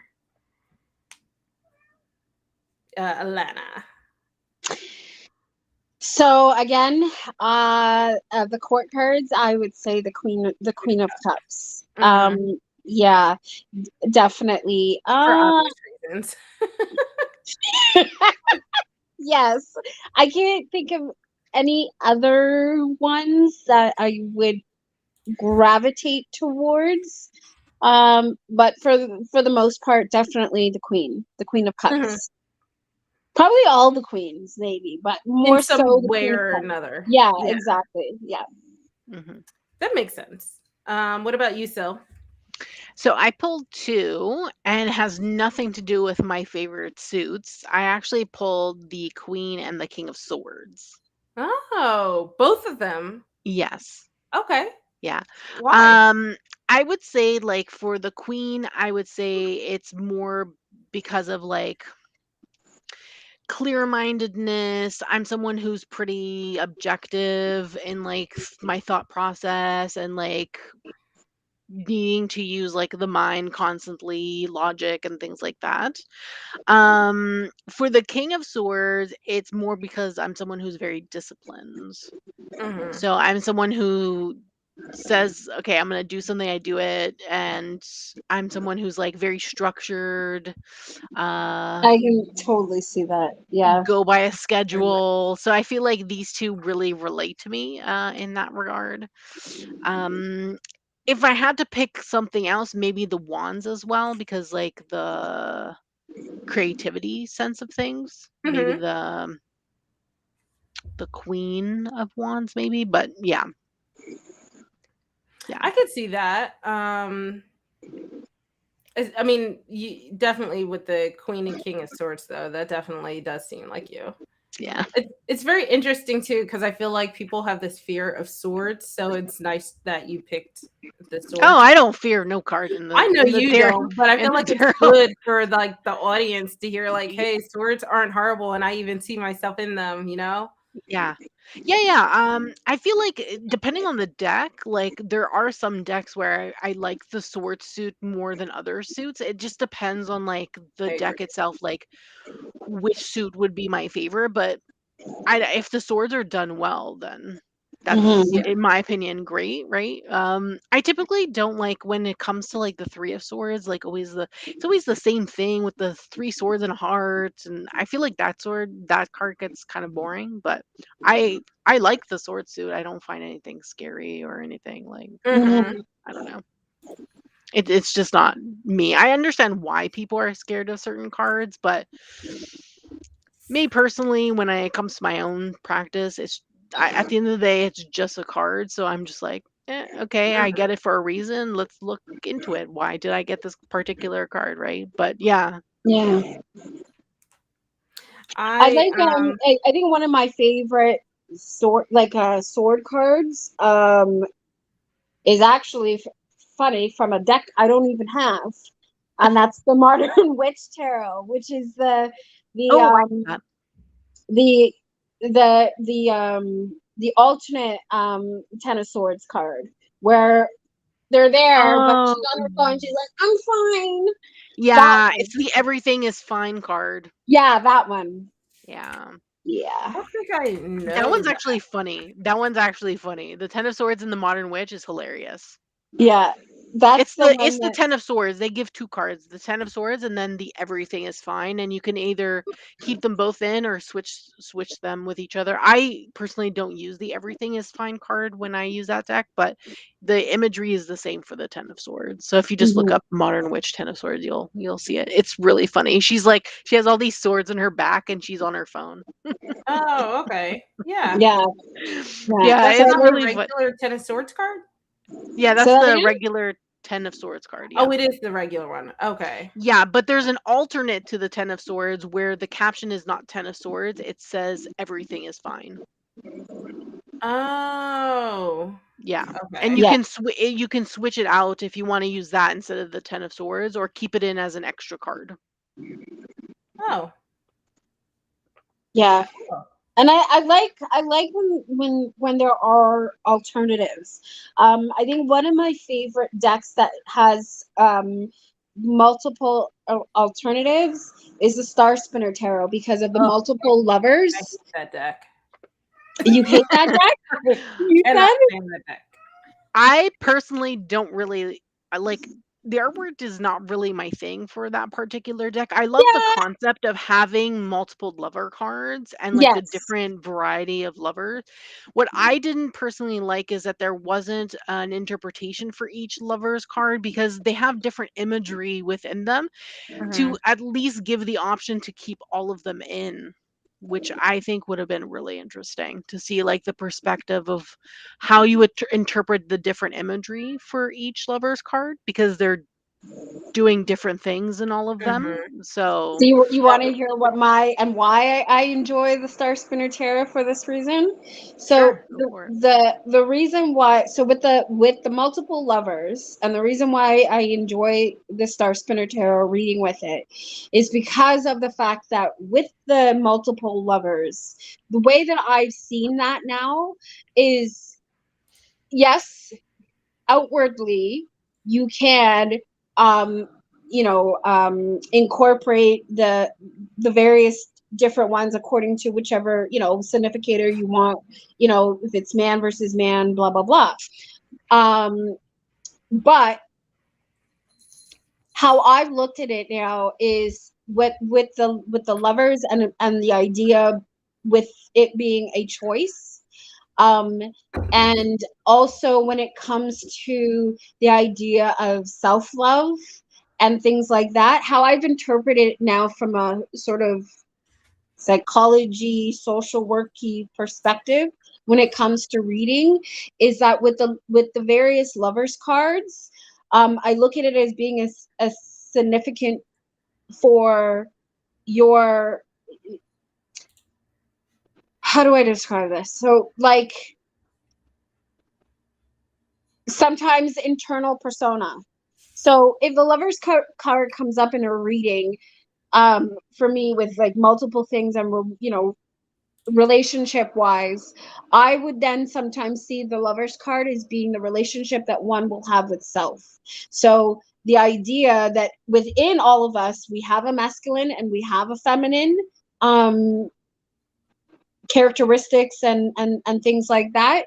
So when it comes to things about self-love and self-healing and things like that, to me, the 4 different interpretations of the lovers signifies whatever relationship that may be, whatever, if there's a block or there is some sort of conflict that could be internal, depending on what, so I'll keep all the cards in there, like all the lovers cards, and then depending on what comes up, then to me that would be, well, there might be a conflict with the masculine side of things or the feminine side of things, or if it's, if we're talking about a relationship and like the double female comes up, then maybe we're talking about a relationship that involves 2 females. And that could be any relationship. It doesn't have to necessarily be romantic. That could be, to me, it could be anything, right? So that's how I've now sort of been able to look at the various lovers cards in that deck and be able to incorporate them, that it's not just about the outward expression or with, right, like another person love. It can be the love within self and that particular part of self that maybe either there's conflict or there's whatever, if that makes sense. Yeah, that's an interesting take on it. I'm not a fan of the artwork, like the art style of that particular deck. It's ugly.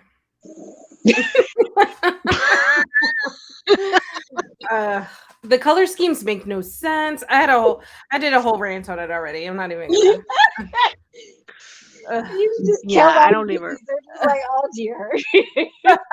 I do like their concepts of the extra cards, though. That is one redeeming quality for the deck, for sure. Yeah, me too. I like the concept too. Yeah. And I also, the thing is, I also pair my decks with like multiple others. So even though that one may be a little blah, there's like multiple different decks I'm usually pairing with it anyways. So in that case, I really don't care. So for me, the court cards that I chose, it's the Queen of Pentacles and then the Queen of Wands. Yeah. mostly, so I feel like I'm mostly represented by the Queen of Pentacles, and then I feel like sometimes in certain situations I can be represented by the Queen of Wands, especially when I'm not being the nicest. So I So would love to hear why.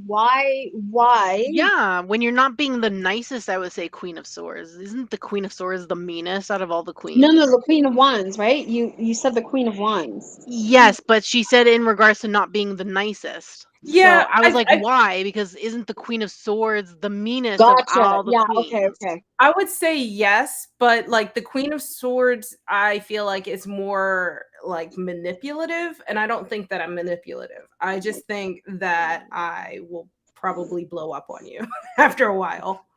And I feel like the Queen of Wands is more so like she lets like her passions get the best of her. That's kind of how I feel about the Queen of Wands. But I also do like the positive sides of her, like being social and stuff like that. But I just feel like when I'm maybe not at my best, I'm being like the maybe not so best side of the Queen of Wands as well. Whereas I would say like the Queen of Swords, I feel like if I was trying to like take advantage of people or trying to coerce people into doing things my way or something like that, where I was trying to mentally get around on someone, then yeah, I would probably have chosen the Queen of Wands or Swords rather. and just for clarification, I don't consider that anything about me when I pick the Queen of Swords. I didn't think you did. Just in case someone thinks that, I'm like, no. I don't think the negative quality is all about the positive. No, I didn't think that at all. But just to point it out, I feel like mostly I feel like I embody a lot of the Queen of Wands or Pentacles. The Queen of Pentacles, yeah. Yeah, and I feel like it pops up a lot when I'm talking about myself along with the High Priestess. But sometimes I feel like maybe the Queen of Wands, it represents me when I'm finally like at my wit's end and everything. So why the Queen of Pentacles? So I feel like the Queen of Pentacles because she's like the most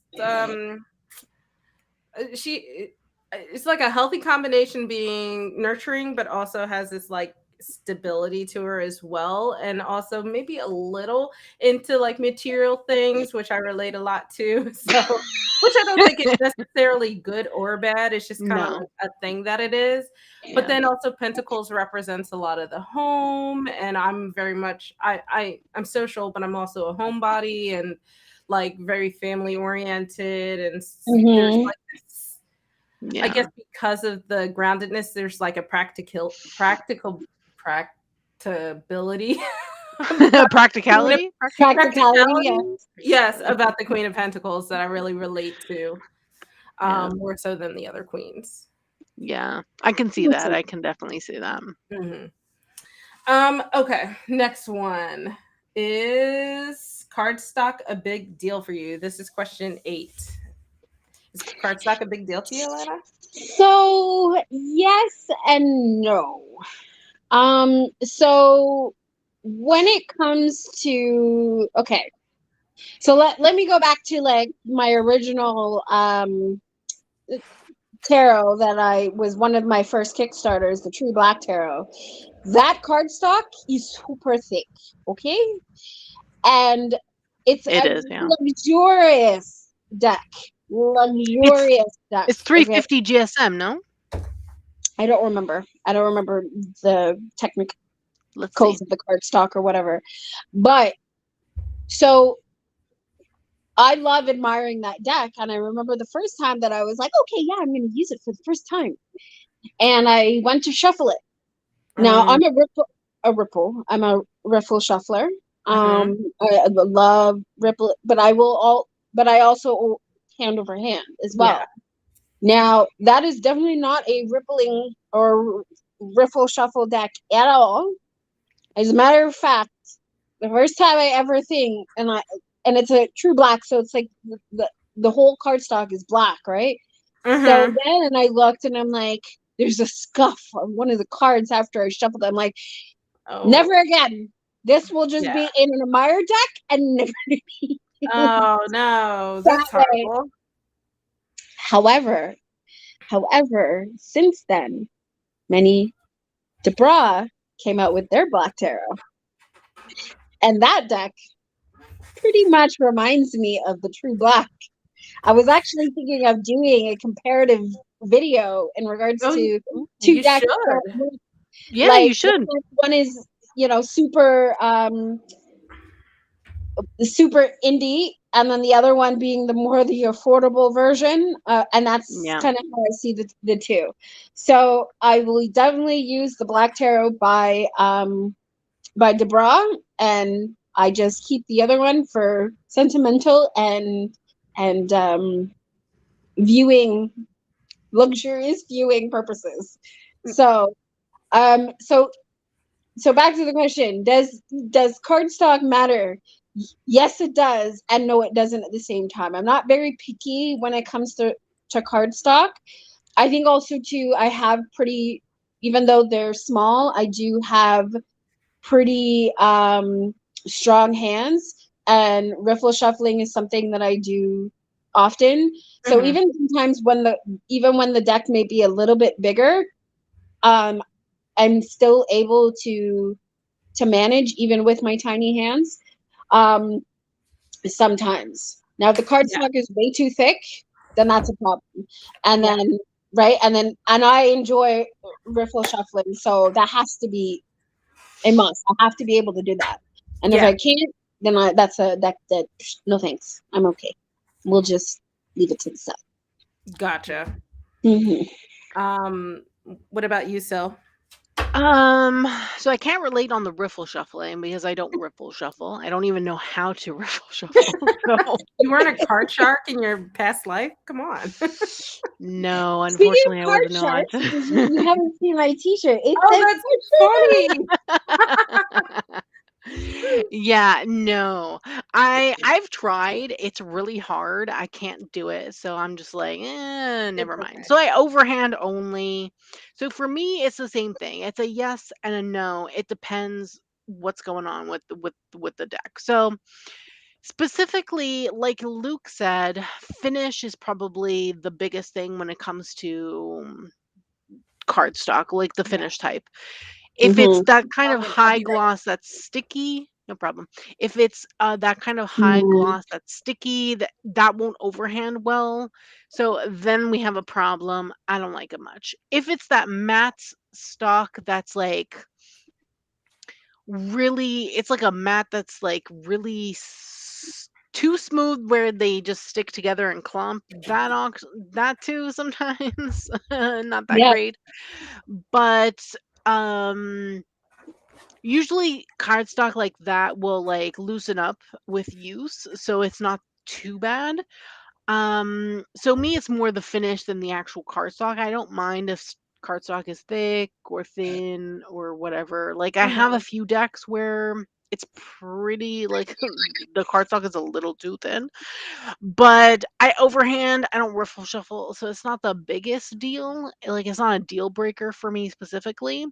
Me, it's more the finish. So like if it's that rose petal, oh my god, I'm gonna have a hard time shuffling those because they're just gonna stick to each other, right? They're the hardest in my opinion. Yeah, and then Do you have a favorite?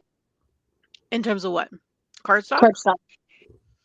No, not necessarily. Like there's some gloss cardstocks that I love. Like if I'm thinking of like all the decks from Liminal 11 that are glossy, I love their gloss cardstock. Like the stock that's in the This Might Hurt, love it. Shuffles like a dream because it's glossy, but it's not high gloss, so they don't stick together. They glide, which is beautiful.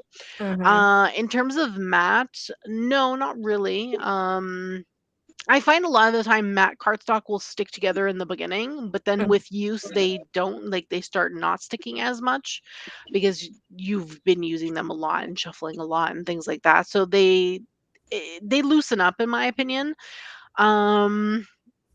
But there's a few decks that I have that I don't like the cardstock of. Like for example, the Good Tarot. I love that deck, but the cardstock is that high sticky gloss, which it's like Hay House's old cardstock, which I'm not a fan of. So I'm really happy that they've changed their cardstock and they've been coming out with like different cardstocks and things like that.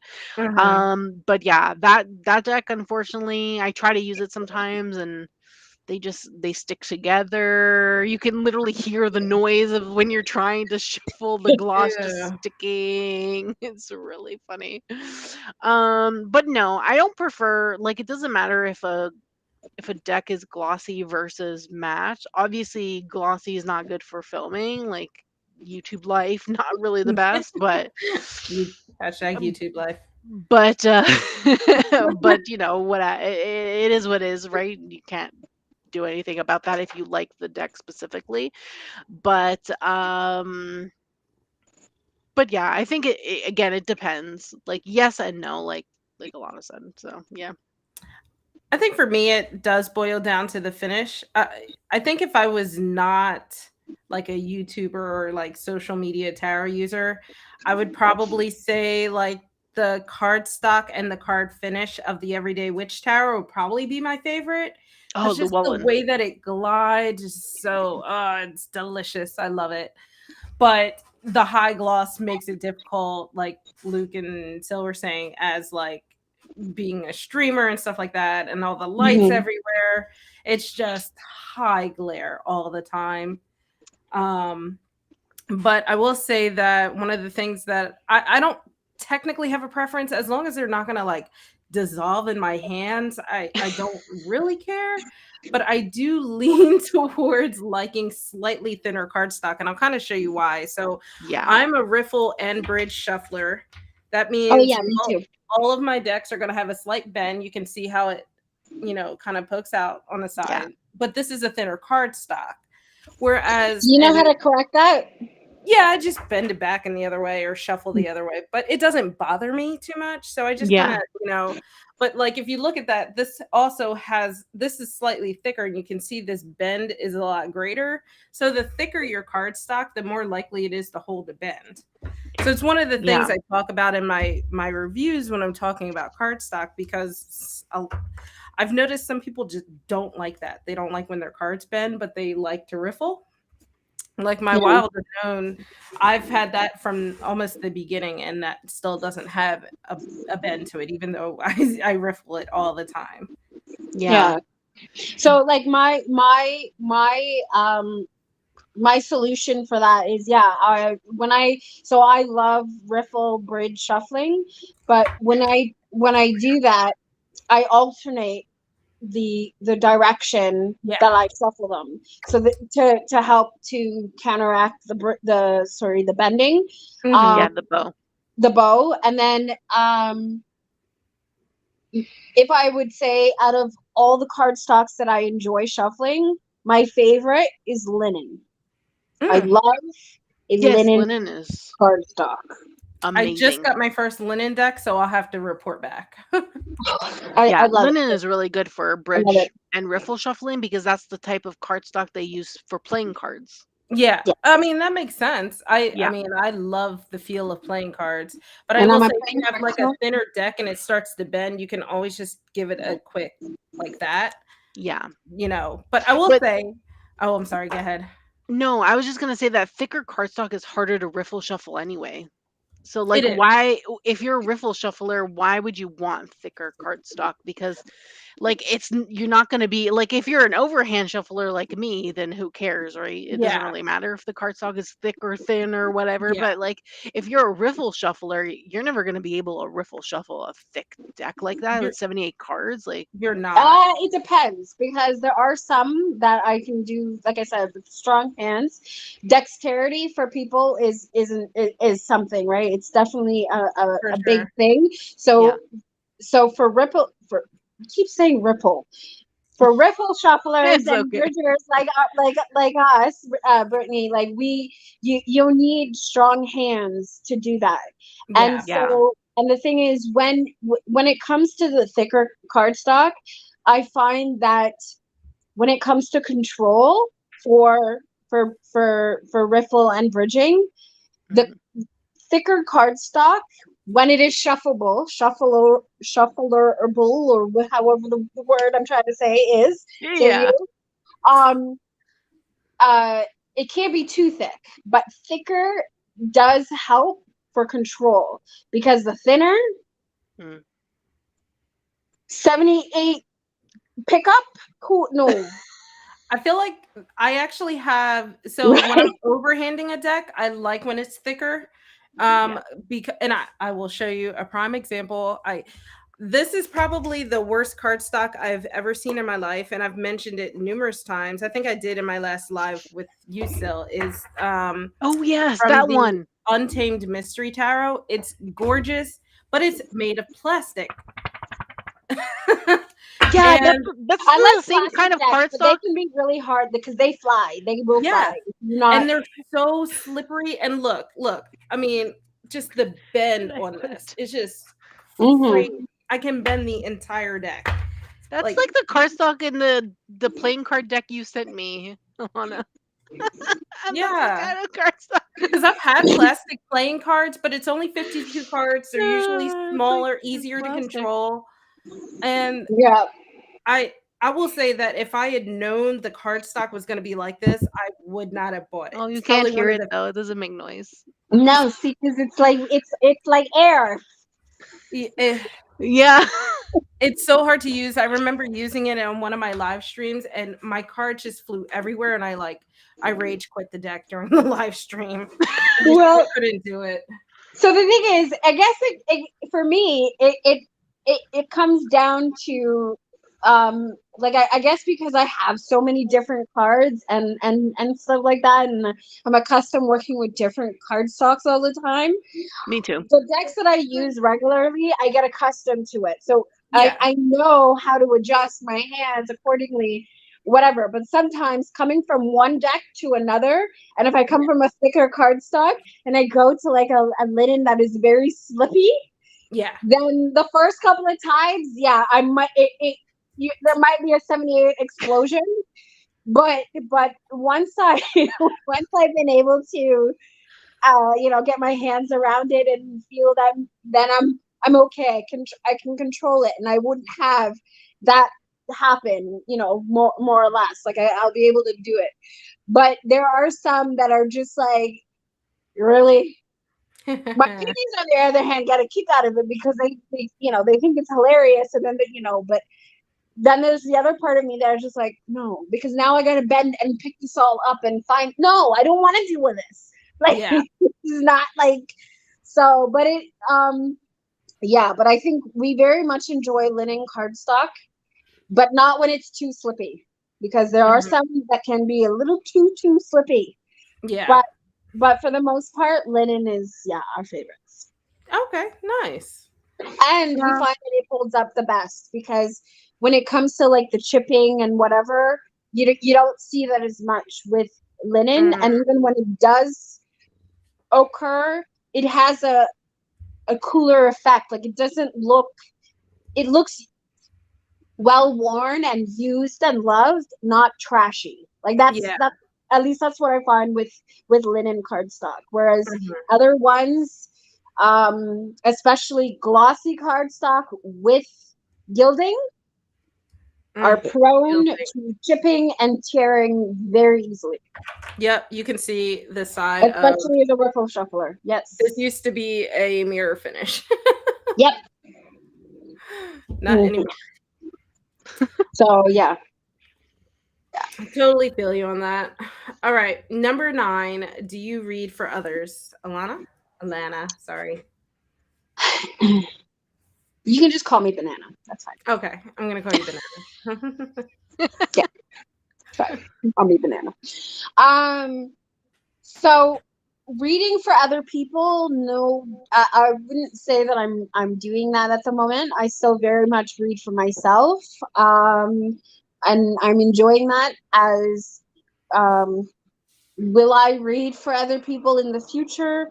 That is something, yes, I would say that I will work my way towards, and have desire to do and want to do, and especially how I've been incorporating therapy and stuff like that. There's so much to that I want to explore.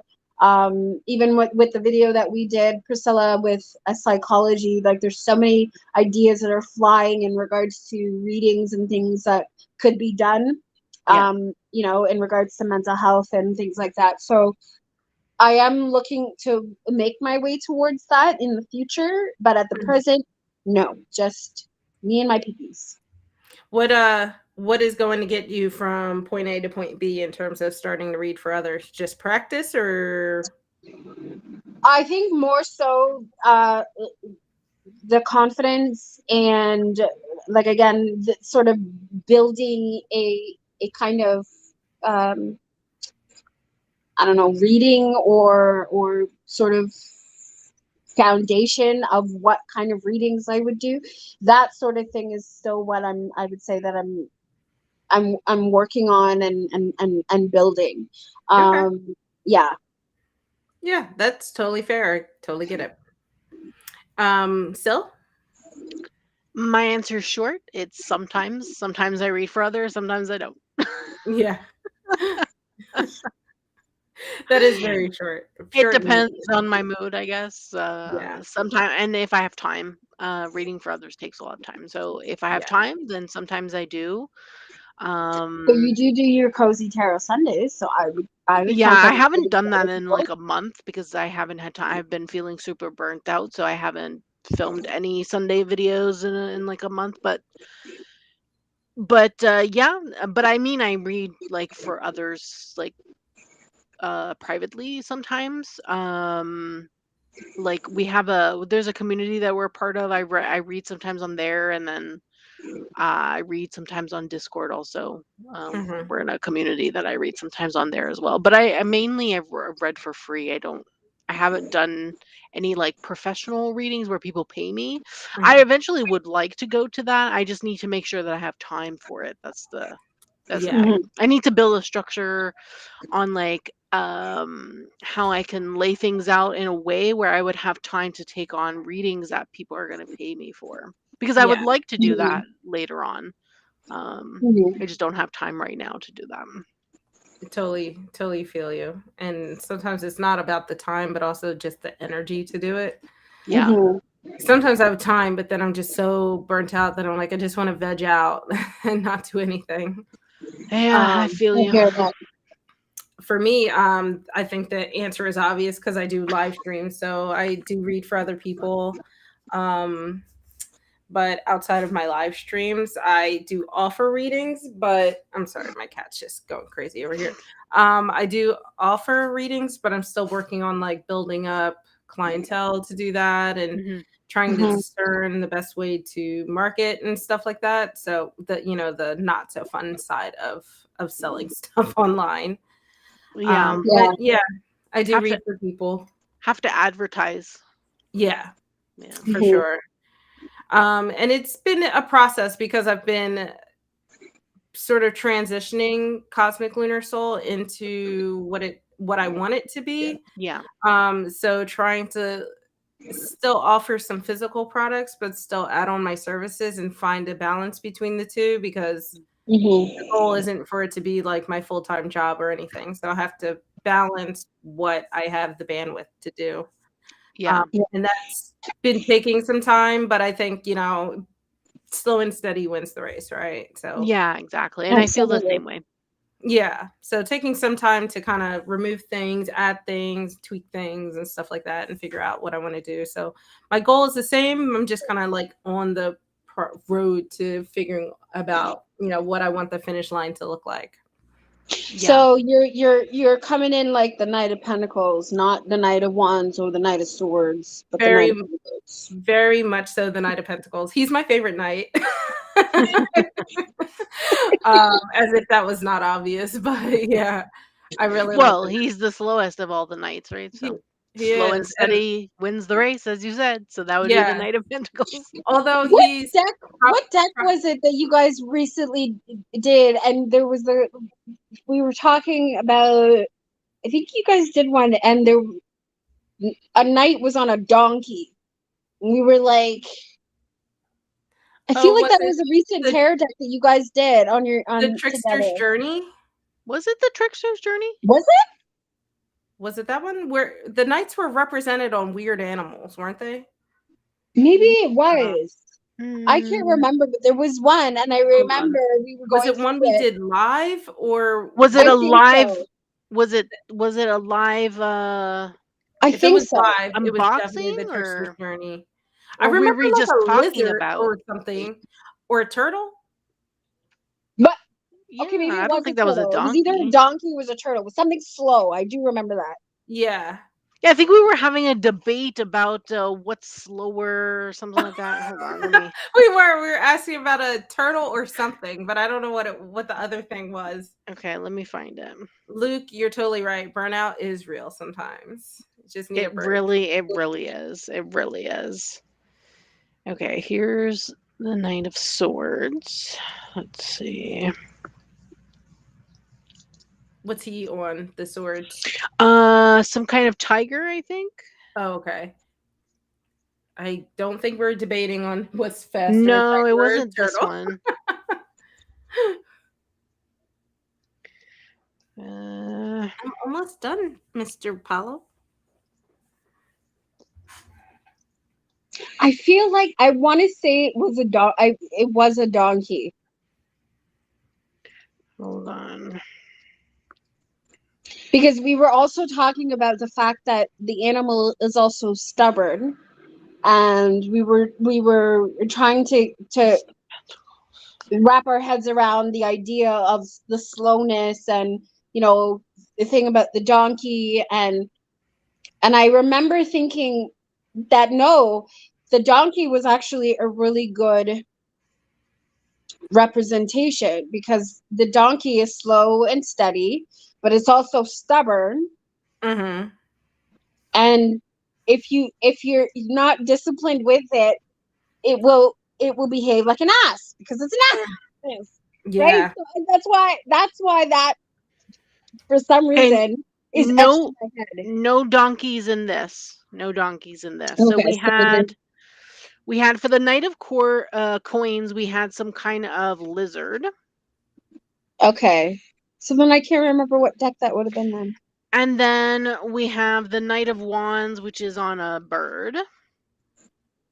I think we're debating on if a lizard or a turtle is faster. Yeah, which is the Knight of Cups, which was the turtle.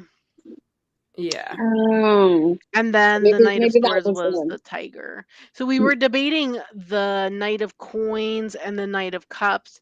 And I think we came to the realization that it made sense because the turtle can be faster in the water. Mm-hmm. Okay. Than the I think we looked up this Komodo dragon or whatever it is. yeah, I think we looked this up and it said that it was pretty So I'm slow. trying to think what deck I could be thinking of, where I saw. It could have No. still been this deck, but maybe not the court cards, because there were a lot of animals represented in this deck. Maybe you're I right. don't remember Yeah. a donkey though. I don't either, but Because this is based on like Chinese mythology, so Yeah. yeah, I don't think they have. So I can't think of what deck that would have been, but I swear I thought there was a knight that was riding on a donkey. I don't remember. I I can't honestly remember. don't. It's okay. It'll come to Yeah. us like in some weird obscure time. Yeah, and if it probably, does, most likely. just someone message each other to let us know because I don't Let us I have know. a feeling it will happen sometime in the middle of the night. I'll just be laying there in bed, and then all of a sudden it'll just hit me out of nowhere, and I'm like, really? Meow? Yep, that's how it always happens. Mm-hmm. All right, you guys ready for number 10? Sure. This is very much up Sill's alley. Number 1 deck you're excited to have come out this year. Do you have any, Elena? Okay, well, the one that, all right, piggies, calm down. The one that is they're screaming at me about right now is the Wisdom of Pooh. Yes. Wisdom of Yeah. Pooh Tarot. For so many reasons. One being the fact that I still have yet to do, and I'm doing an unboxing video Mm-hmm. for that deck because Serafina sent me a copy of, well, technically 2 copies of the Earth, Moon, and Shadow Orb. Magic? Shadow Oracle, yes. Oh, I love So, and the way that all of that came about, I actually received it twice, and they were both on days that I had therapy. And the last few weeks have been mentally draining and really rough. So the fact that I received those decks on those particular days after rough therapy sessions was like, I'm on my right path. This is a confirmation that I'm on my Mhm. right path because I'm talking about shadow work. And I started in, I would say a tag, but the series of therapy and Yeah. shadow, which came about after my joint video with Priscilla. And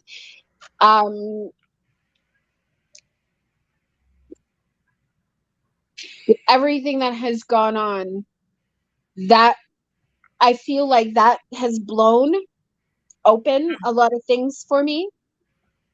Please, Piggy, don't make me cry. Stop it. Aw, Oh, it's okay. yeah, it's okay.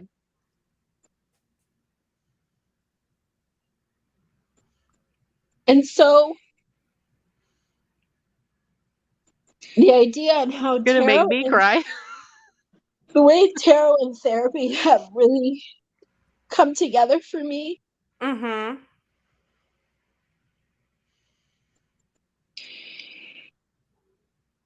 It's meaningful. Yeah. Yeah. And Mm-hmm. so the wisdom of Pooh Tarot, because the premise behind Winnie the Pooh Mhm. and the story is that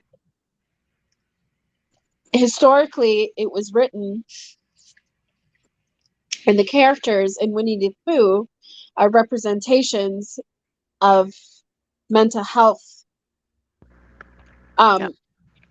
Right? So we have Mhm. Tigger suffers from anxiety, Pooh, the eating disorder, and they're all friends. Eeyore suffers from depression. Depression, yeah. So that I feel like that, and the connection with Serafina and the fact that they are the ones bringing out this wisdom of Pooh Tarot just sort of brings it all back together for me. And so that's why I think for me that is why out of all the decks that are coming out, Wisdom of the Pooh Tarot means the most. Aw, I can't wait for you So to get it. Yeah. Me too. Aw, are you a sympathetic crier, Sil? Yeah. Oh Aw. my god. So we can't wait, and we know we're all getting the deck. And so we want to do an unboxing with you guys for the deck. Of Yeah, we course. should totally do that. Yeah. That would be fun, That would be really actually. super fun. And Oh, Luke is if crying too. oh gosh. And if it I'm makes you sorry. cry even more, she's creating a tarot deck based off of Earth, Moon, and Shadow. But what is that? Not till 2024, right, Sil? Yeah, the Kickstarter is coming next summer. Yeah. And Okay. then the second version of Wisdom of the Pooh, the one with Tigger in it, is coming out in February, I believe, the Kickstarter. So it's Mhm. what is it? Wisdom of the Pooh and Tigger 2. I think so. Oh, So God. yeah, if you want to cry some more, Atlanta, you have all next year as well. Yeah. That's the one with Tigger in it because this version doesn't have Tigger because of the Copyright. legality. Yeah, the Mhm. copyright and the legality of it. So Oh my God. Well, yeah, so all the piggies are gone crazy right now. Oh Mhm. my goodness. And the minions. Oh, Jesus. yeah. So that I think that was a good pick for a Yeah. deck. I feel like Yeah. I'm very excited to see that one. especially because I got to watch as she's like created it, a lot of the I behind the know. scenes, and Serafina is just so sweet. So She's amazing. honestly, great pick for the deck you're excited for. Yeah. What So about you? shameless plug. Oh, sorry. Go ahead. Real quick, shameless plug. Yes, the Earth, Moon, and Shadow deck, and is I'm definitely going to be doing an unboxing / video for it. Can't wait. Now that I've also haphazardly ended up with 2 copies, and I only need 1, and we know who I am. What do you think I'm going to be doing? Giveaway. A giveaway, yeah. So that is the plan for when that video finally get around to doing that video. And yeah, so if you're not already subscribed, you might want to get on that because it's coming. So, and it's the deck and the guidebook.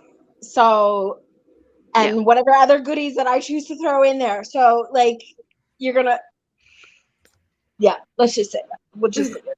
My shameless plug. Anyway, moving on. Okay, I can't pick just one. Sorry, there's too many good decks coming out this year. So I can't pick just one. If I'm talking about mass market specific, I'm gonna go with specifically 2. So in terms of mass market, my like most favorite options that are coming out this year that I have already pre-orders for would be the Unfolding Path Tarot and the Forhoxa Tarot. Both of which were previously indie and were actually picked up by Hay House to bring out mass market. So I have those 2 pre-ordered, and I have been wanting them. Well, I've been wanting the Forhoxa Tarot for a very long time, since it came out, since MJ released it. And I'm really excited to finally get it. It's really I love MJ's work, but the subject matter is really up my alley. So it has to do with like fae and like mermaids and things, and I love fantasy kind of decks. So I'm really excited for that specifically. And then the Unfolding Path, I love that since the Kickstarter, and Kickstarters are just so expensive. And this particular one was funded and created in the UK because the creator is from the UK. So it would have been really expensive to bring it into Canada, because I think it was like $90 or something Canadian for me or something like that. So Which one? the Unfolding Path. Yeah, it was quite expensive, I think, to bring into Canada from the UK when they did the Kickstarter. So yes, so I couldn't do that. But I was like, maybe one day I'll get it. And then Hay House never announced it, but then I found specifically her crystal ball oracle, the pocket deck that she made long time ago, and I had on my wish list from on Etsy to get eventually. And I saw that Hay House picked that up, and I found it randomly during my research. So I was like, okay, that's interesting. And then I just said randomly in one of my videos that if they picked up already that, and they already picked up also her runic oracle, which was also indie, I'm like, I'm sure they'll pick up the Unfolding Path. And then, like I said, they did.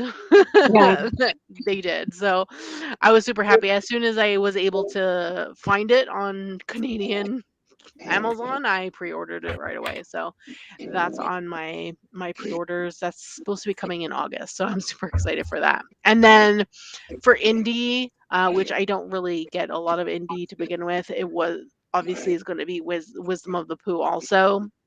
And for me specifically, it was for a different reason. I actually grew up with Winnie the Pooh. I have a set of books that my mom gave me when I was a child, with the original artwork. So they're not Disney Winnie the Pooh. They're actually with the original artwork from the original creator. The original artist, rather, of the Winnie the Pooh series.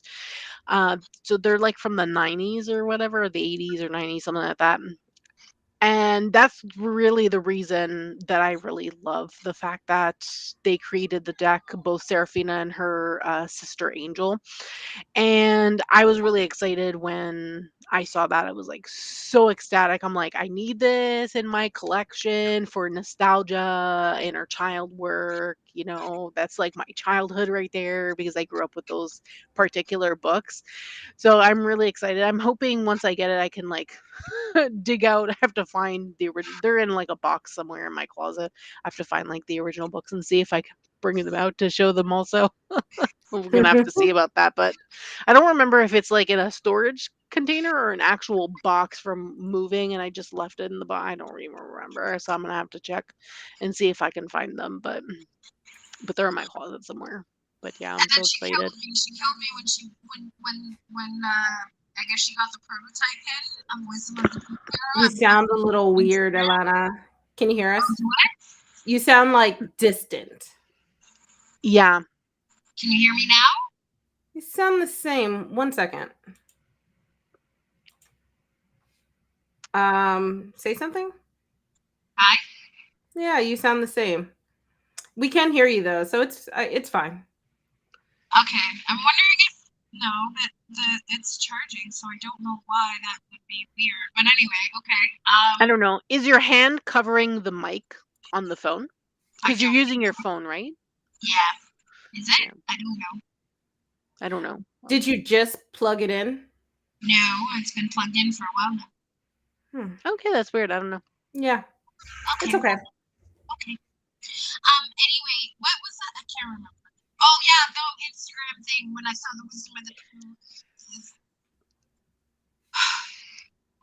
I know. I can't wait to see the mini version. She said she was gonna make a YouTube video. I'm waiting. Like as soon as that becomes live, I'm like, I need to watch this right I away. know. Oh my god, my piggies! I'm so excited. The artwork looks amazing. I feel like the way I picture this in my head is like when when you get like your hair stands up or whatever. But the image that comes to me in my head Goosebumps. is like 40 plus piggies, and they're all just they're staring up at me. Yeah. So I'm really excited for that deck. Like so excited. You can soon you'll be able to pre-order the book. So I can't wait. That's exciting. What about you? I'm sorry, I didn't catch that last thing. What about you, Miss Brittany? Oh, so I mentioned earlier I'm on a low buy this year, so I feel like I don't really have much I'm looking forward to. I'm looking forward to the Wisdom of Pooh because I really like Seraphina. Yeah. But I actually did not grow up watching Winnie the Pooh, so I don't have any like emotional ties to it. I'm just looking forward to it because I loved her previous deck, and it's like the intermediate before I can get more of her deck. So I'm looking forward to that. And then, I actually don't know what's being released this year versus next year, but I've been following the creator of the Endless Oracle. He's creating a tarot deck. So I don't know if it's going to be released. Like, I don't know if he's going to kickstart it at the end of this year or how that's going to, or if it's the beginning of next year. But I am looking forward to that because I love when I'm able to like seamlessly pair tarot and oracle together. Even though it's fun to mix and match and figure out how things work, I really like having sets by the creators as well. Me too. And then I'm also interested in the mini Black Femme. But I think that's coming out next. I don't remember when that's coming out. Didn't they announce that it was coming out this year? I think it's coming out this year. Yeah. Okay. It's a pre-order. No, is it going to be kickstarted or is it going to be pre-order? I don't know. I don't know. I would have to look that up. But she's already got prototype shown on Instagram and stuff like that. So and what is really cool, what I'm really looking forward to is the fact that especially with the mini, is that some of the outfits for the characters have been changed. So that's going to be a really cool contrast between the full and the mini. It's not just going to be like an entire mini, like it's going to have some significant differences. So yes, it's going to be a Kickstarter. Okay, so it is going to be Kickstarter. Yeah, that's what it said. And so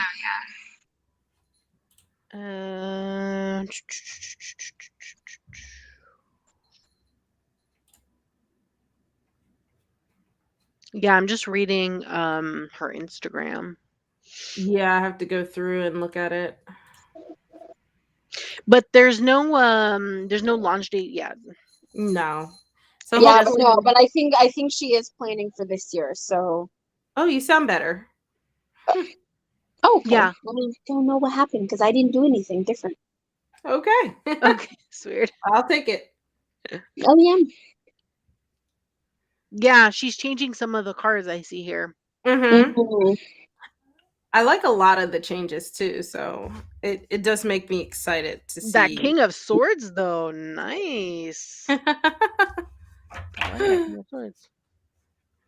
So I think Prisma Visions is the only deck that I have like the regular size and the mini size. Mm-hmm. I generally don't like to buy minis if I have the regular size. Oh.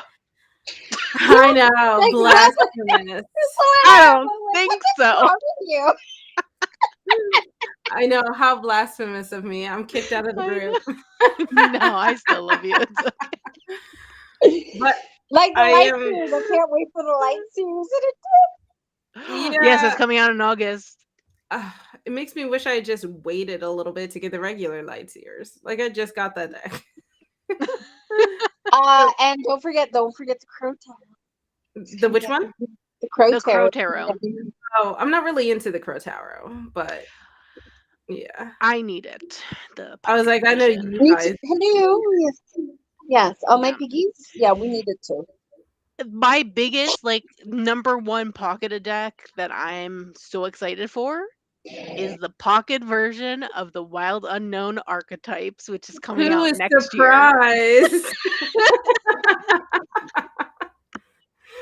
But I don't know if it's coming out in a tin or what. But I don't know if it's gonna still be round cards. We don't care. We don't care where it comes in. We just know we want it because it's mini. Yeah, for sure. We need the mini. And I love Kim Cran, so I need that. She also has a game coming out. I'm interested in the game. Yeah, it's coming out this week. Especially after getting the Citadel Oracle. I guess in reality, the Citadel Oracle was what I was most excited for this year, and I got it. So, but true. Yeah, we so want that. We so want that deck. We want that one. But it's so cool because it has a game with it, and the Citadel Oracle is really what made me bite the bullet and learn Lenormand, because the Oracle cards that went along with the Oracle cards are the second deck that comes with it, right? Yeah, they were designed with Lenormand in mind, so I was like, oh, maybe I should actually learn Lenormand. Gotcha.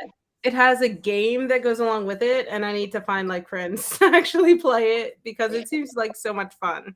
Oh, I know. I would. Yeah, totally... we want the game too, and we want to play it. But again, we are a hermit, so there's really nobody else to play with except for the me, piggies in my head, and they can't play the game with me outside. So yeah, but oh, but I love said that her deck game too. Comes out this week. Which one? Yeah, what? I think it comes out this week. What, the game? From Kim Cran's, yeah. Okay. Luna, is it time to go? Come on. We have to look. Oh no, I guess they moved it. It comes out in August. Oh.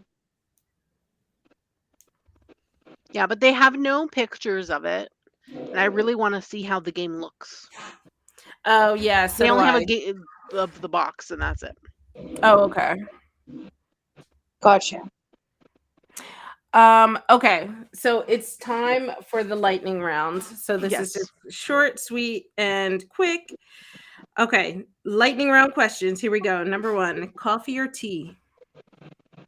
Tea. Tea. Coffee. Yeah. Colors or monochrome? Both. Colors. Even though I'm wearing black and white. Also colors. Cats or dogs? Neither. I'm allergic. Oh, Cats. cats. Is your cat staring at the screen? Yes, It he's looks like looking it's at. staring at you. Actually, from where I'm sitting, No, it looks like from it's where we're looking at looking, you. it looks like he's Yeah, looking he at looks like he's looking at still right now. Yeah. And not very. He's not very impressed. Apparently, the best You- facial expression. Yeah, he's just like, this is an interesting program. Flora or fauna? Flora. Both. I'm gonna go with Flora. Favorite time of day? Night. Morning. Also night. Yeah, no, And then- we're I'm asleep, not a night person. and I'm not a morning person. Unless I've been awake from the Yeah. nighttime, and I haven't gone to sleep yet. Then that's Oh fine. God, never mind. I feel like I'm the most creative at night. Me too. Me too. Okay, last one, and you can elaborate if you need to. Favorite things besides tarot? Books, Ooh. movies. Reading, photography, music, That's a good one. Yeah, and TV also, like TV shows. Yeah. I think for me, it would definitely be TV shows and some movies. And then I also like And TikTok dodgeball. is great. It sounds weird, but I love dodgeball and Well, yeah. wine. Wine, that's a good one. Yes. So Luke says coffee over tea. He also likes both in terms of colors or monochrome. Yeah. He chose dogs over cats like a demon. And then he likes he likes fauna, night, and reading, watching anime, TV, movies, painting. Oh, that's fun. Ooh, Nice, astrology. nice. Yes, I like astrology too. Astrology. Yeah. Oh yeah, still Yeah, definitely likes astrology. astrology. Yep. I could take it or leave it. I also like writing, which I didn't include writing. Oh, yeah, that's a good one too. Poetry. I love poetry. Yeah, me too. Yeah, I think that's, I don't know. I know I like other stuff, but now I'm blacking out. I can't think of it. Gaming. Don't you like gaming? Oh, I do like gaming. I used to really love it, but kind of fell out of it in grad school, and then I really got into board gaming, but then I moved and I lost my board game group, so I haven't done it in a while. But I Me have a too. buddy- Yeah, video games is something I very much enjoy. Yeah. Games, period. But yeah, computer games, console Me too. games. Yeah. Used to be really big into that. Yeah, me too. I used to work at EB Games. Oh God, Oh, that's nice. way to age us. Nice. I used to love EV games. Is EB Yeah. games not a thing anymore? No. Oh, okay. Not yeah, but it's not really for me. I know what they are. I used to know what they were too, but I didn't know they were not a thing anymore. I'm so out of touch. They're still a thing, but I think for certain people we've moved past. We've outgrown. We've graduated, I guess, if you will. Not to say I don't still have my consoles. I still do, and they're very much still plugged in. I just haven't used them in a very long time. Yeah. Yeah. I grew up with computer gaming, so I own no consoles except for my Game Boy Advance, which I still own and still have games for. I still have my Game Boy Color. I found it the other day, and I was like, Really? Oh Yeah. my God. Now Game I Boy don't go that Color. far back. I've got my DS Lite and my DS and my 3DS. I have And I think I sold I my was very 3DS. much a Nintendo girl, so yeah. Yeah, I was saying- literally only have Game Boy Advance, and then I did mostly computer gaming. That's Yeah. literally what I grew up on. I Playing games on the actually, computer. I was into computer gaming for a bit with Sims and then Ragnarok Online, I think it was, and then Minecraft is like the biggest thing. I've had yeah. Minecraft since before it was popular. I never got into Minecraft, but my best I friend love was it. into it. And I love then it so much. recently I downloaded the Harry Potter game and I was like, this is so fun. But I need to do that. I need to it's do so the fun. Harry Potter game. I finished it. I almost never finished video games because I get bored and I'm like, okay, next game. But I actually finished a game for like maybe the second time in my entire life ever. So I'm Oh, probably going to okay. age myself quite a bit here.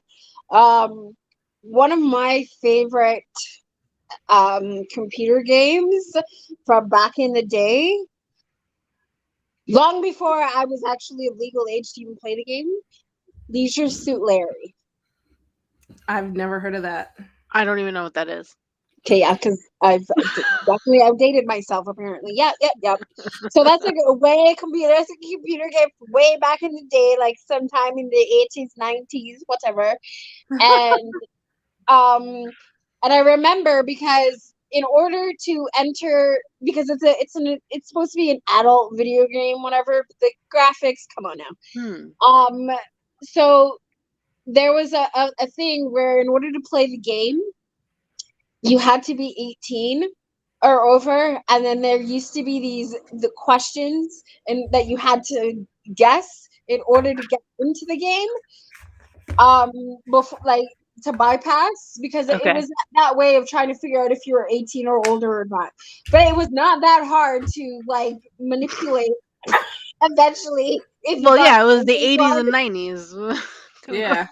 There were no rules back then. So somehow, I don't know why, but maybe I think that was, out of all the parts of playing that game, that was probably one of the best parts, was trying to Break beat into the game. to get into the game, was trying to beat the thing. And then there's a part in Leisure Suit Larry, he's trying to get laid, and now you have to figure out how to get him to talk to the woman at the bar to get her to go into the room with him, but it's censored. So like when they go to do the deed, there's like this censor thing that comes up, but it's so funny. It was like imagine cartoon, if you can think of the graphics from way back in the day. Don't they do that in Sims though? What's Kinda. that? Yeah, they do. They do that in Sims now, and they don't. No, but it wasn't. But it wasn't freeform that way. Like there were tasks that you had to Yeah. perform to advance in the game. Yeah. So, anyways, That's funny. so. And Well, the fact that you guys know nothing about that, yeah, I totally aged myself. Thanks. I don't think you're that much older than both of us, but that's okay. No. I just think I don't know a lot of like random pop culture stuff or things that were popular back in the Neither day. do I. So that's probably why. Yeah. Okay. That's more likely, actually. All right. Yeah. I'll give you that. Scott. Okay. So That helps me. It makes me feel better because then I don't feel as old. yeah, you're welcome. Well, guys, this is so much fun. We need to find some more short tarot tags or something, or maybe tarot discussions that we can have, and we can pull you back in, Alana, because it was a good time, and I think this is a good way for I guess YouTube to get to know all three of us, and yeah, for sure. Yeah, chat. and chatting with you guys is always fun. Like Luke. What happened? Luke, I'm the baby of the group for once. Oh, go home, you fetus. He's probably like, I'm already home. I know. Yeah, I think Luke is in his early 20s or something, no? Something like that. 20, 21, Oh, when I wouldn't need to go back there. I'd never want to go back there. Well, now that I'm I good think in my about it, 30s. as soon as I Go said back it, there. I heard myself. I'm like, Do you really want to go back there? No, just my joints. If I could just send my joints back in time, and yes, I would do that. It wouldn't have really changed much for me. I still had a bad back in my 20s, so it's fine. No. Oh. I will take myself back, because to the 20s, because then the weight there was a lot less 26, weight. my bad. What's that? 26. Luke is actually 26. Oh, okay. Yeah, you know what? I made him younger than he actually was. Yes. I will go Which is back a to good 26. thing, but- Actually, that's still a pretty good age, because you see, for me, 25, and I will never go anything younger than 25.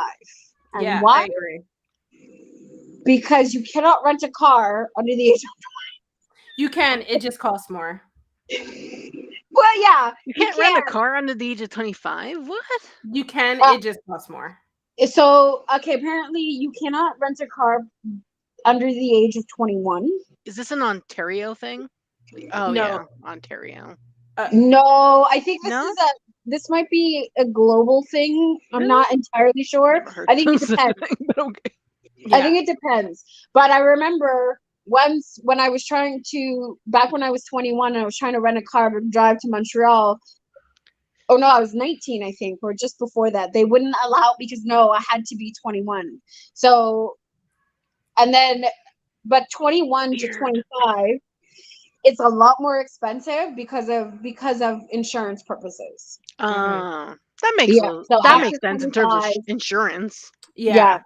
Yeah. I remember my first job, I was 24, and like it was my first how I started my career, and I had to professional go job. away for work for training, and they tried to get me to be the one to get the rental, and I was like, I'm 24, they'll rent it, but I don't know if I can do it through the system because it'll cost more. And they're like, oh my god, you feed it. A bunch of 50-year-olds like I can't relate to any of this. I don't have a license. I don't drive, so. Aww. Yeah. You're missing out on the fun road rage. It's too expensive. It is. It is. Yeah, to go to driving school. It's mandatory to go to driving school, and driving school is like over $1,000. Oh. Ugh. Yeah. It's not that much here. I And forgot how much I did. gas is more expensive over there as well. Yeah. Yeah. Yeah. All Public right, transit guys. is cheaper for me, so that's what I do.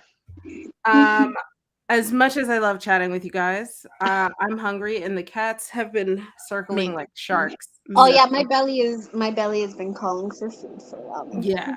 So this Them is so piggy- much them fun, piggies guys. have I guess been before we definitely- get off, do you guys have anything exciting coming up? Not coming Other up, than my giveaway? but not coming up, but I am still running a giveaway. Today is actually the last day to enter for the Daily Magic deck and Letting Magic in book. So if you want to enter my giveaway, definitely check out my video. I guess I don't know where to put it. Can you get it, Cosmic Brittany? Yeah, I can. Yeah, I don't know. It's gonna take forever to load for me. We could put it in the chat. I think that would be easier. Yeah. It's taking. And I realized that my alerts didn't go off throughout the chat, but Sil and I have our 1-year streaming anniversary coming up.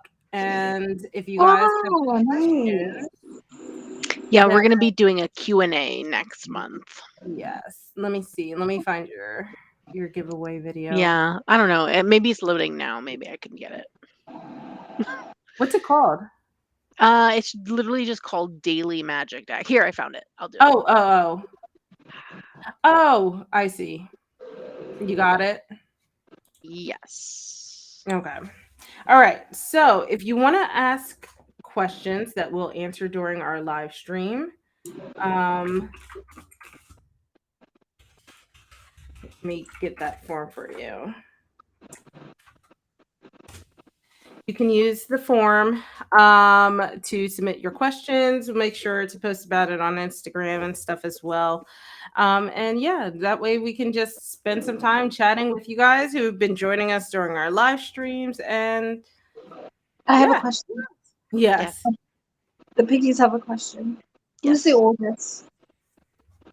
I'm sorry. Brittany. Who's the oldest? Oh, I guess me. I'm Yeah, it's you. 36. Yeah, and I'm turning 32 in December. Yeah. You guys are so cute. I wish I was those ages still.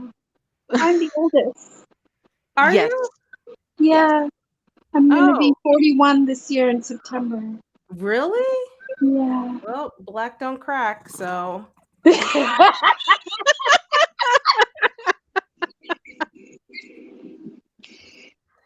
So again, we'll go back to the fact that the reason why you don't know about Leisure Suit Larry. Yes. But we're not that far in age difference. Like, what No. is that? 5 years? No, but and there's then that's still a significance for the age that I'm thinking that I was playing Leisure Suit Larry. I was Yeah. like 10, okay, and trying to guess. Yeah, that would explain a lot. So do you consider yourself Gen X or older millennial? I guess no. I think that makes me. I think I'm more I'm probably maybe a cusper. I guess if you will, I could be a cusper. I think I more Okay. identify as a millennial, but mind wise, because also I did grow up around a lot of older people, so I think that in a way I kind of have a Gen X mindset, I guess if you will, Mm-hmm. but I'm more so probably leaning on the side of the millennial. Okay. That I was one, just curious. yeah. All right, let me go ahead and the live stream. So we'll reconnect. But you guys can stay on. I'm just going to end the live stream. So everybody who is still listening, Luke and any lurkers, thank you guys so much for joining us. If you have Thanks any for ideas watching. that you want us to do in the future, go ahead and comment and let us know. And if you want to ask me and still some questions for our 1-year streaming versary, go ahead and use that link that I sent. Alrighty, guys, we will talk to you later.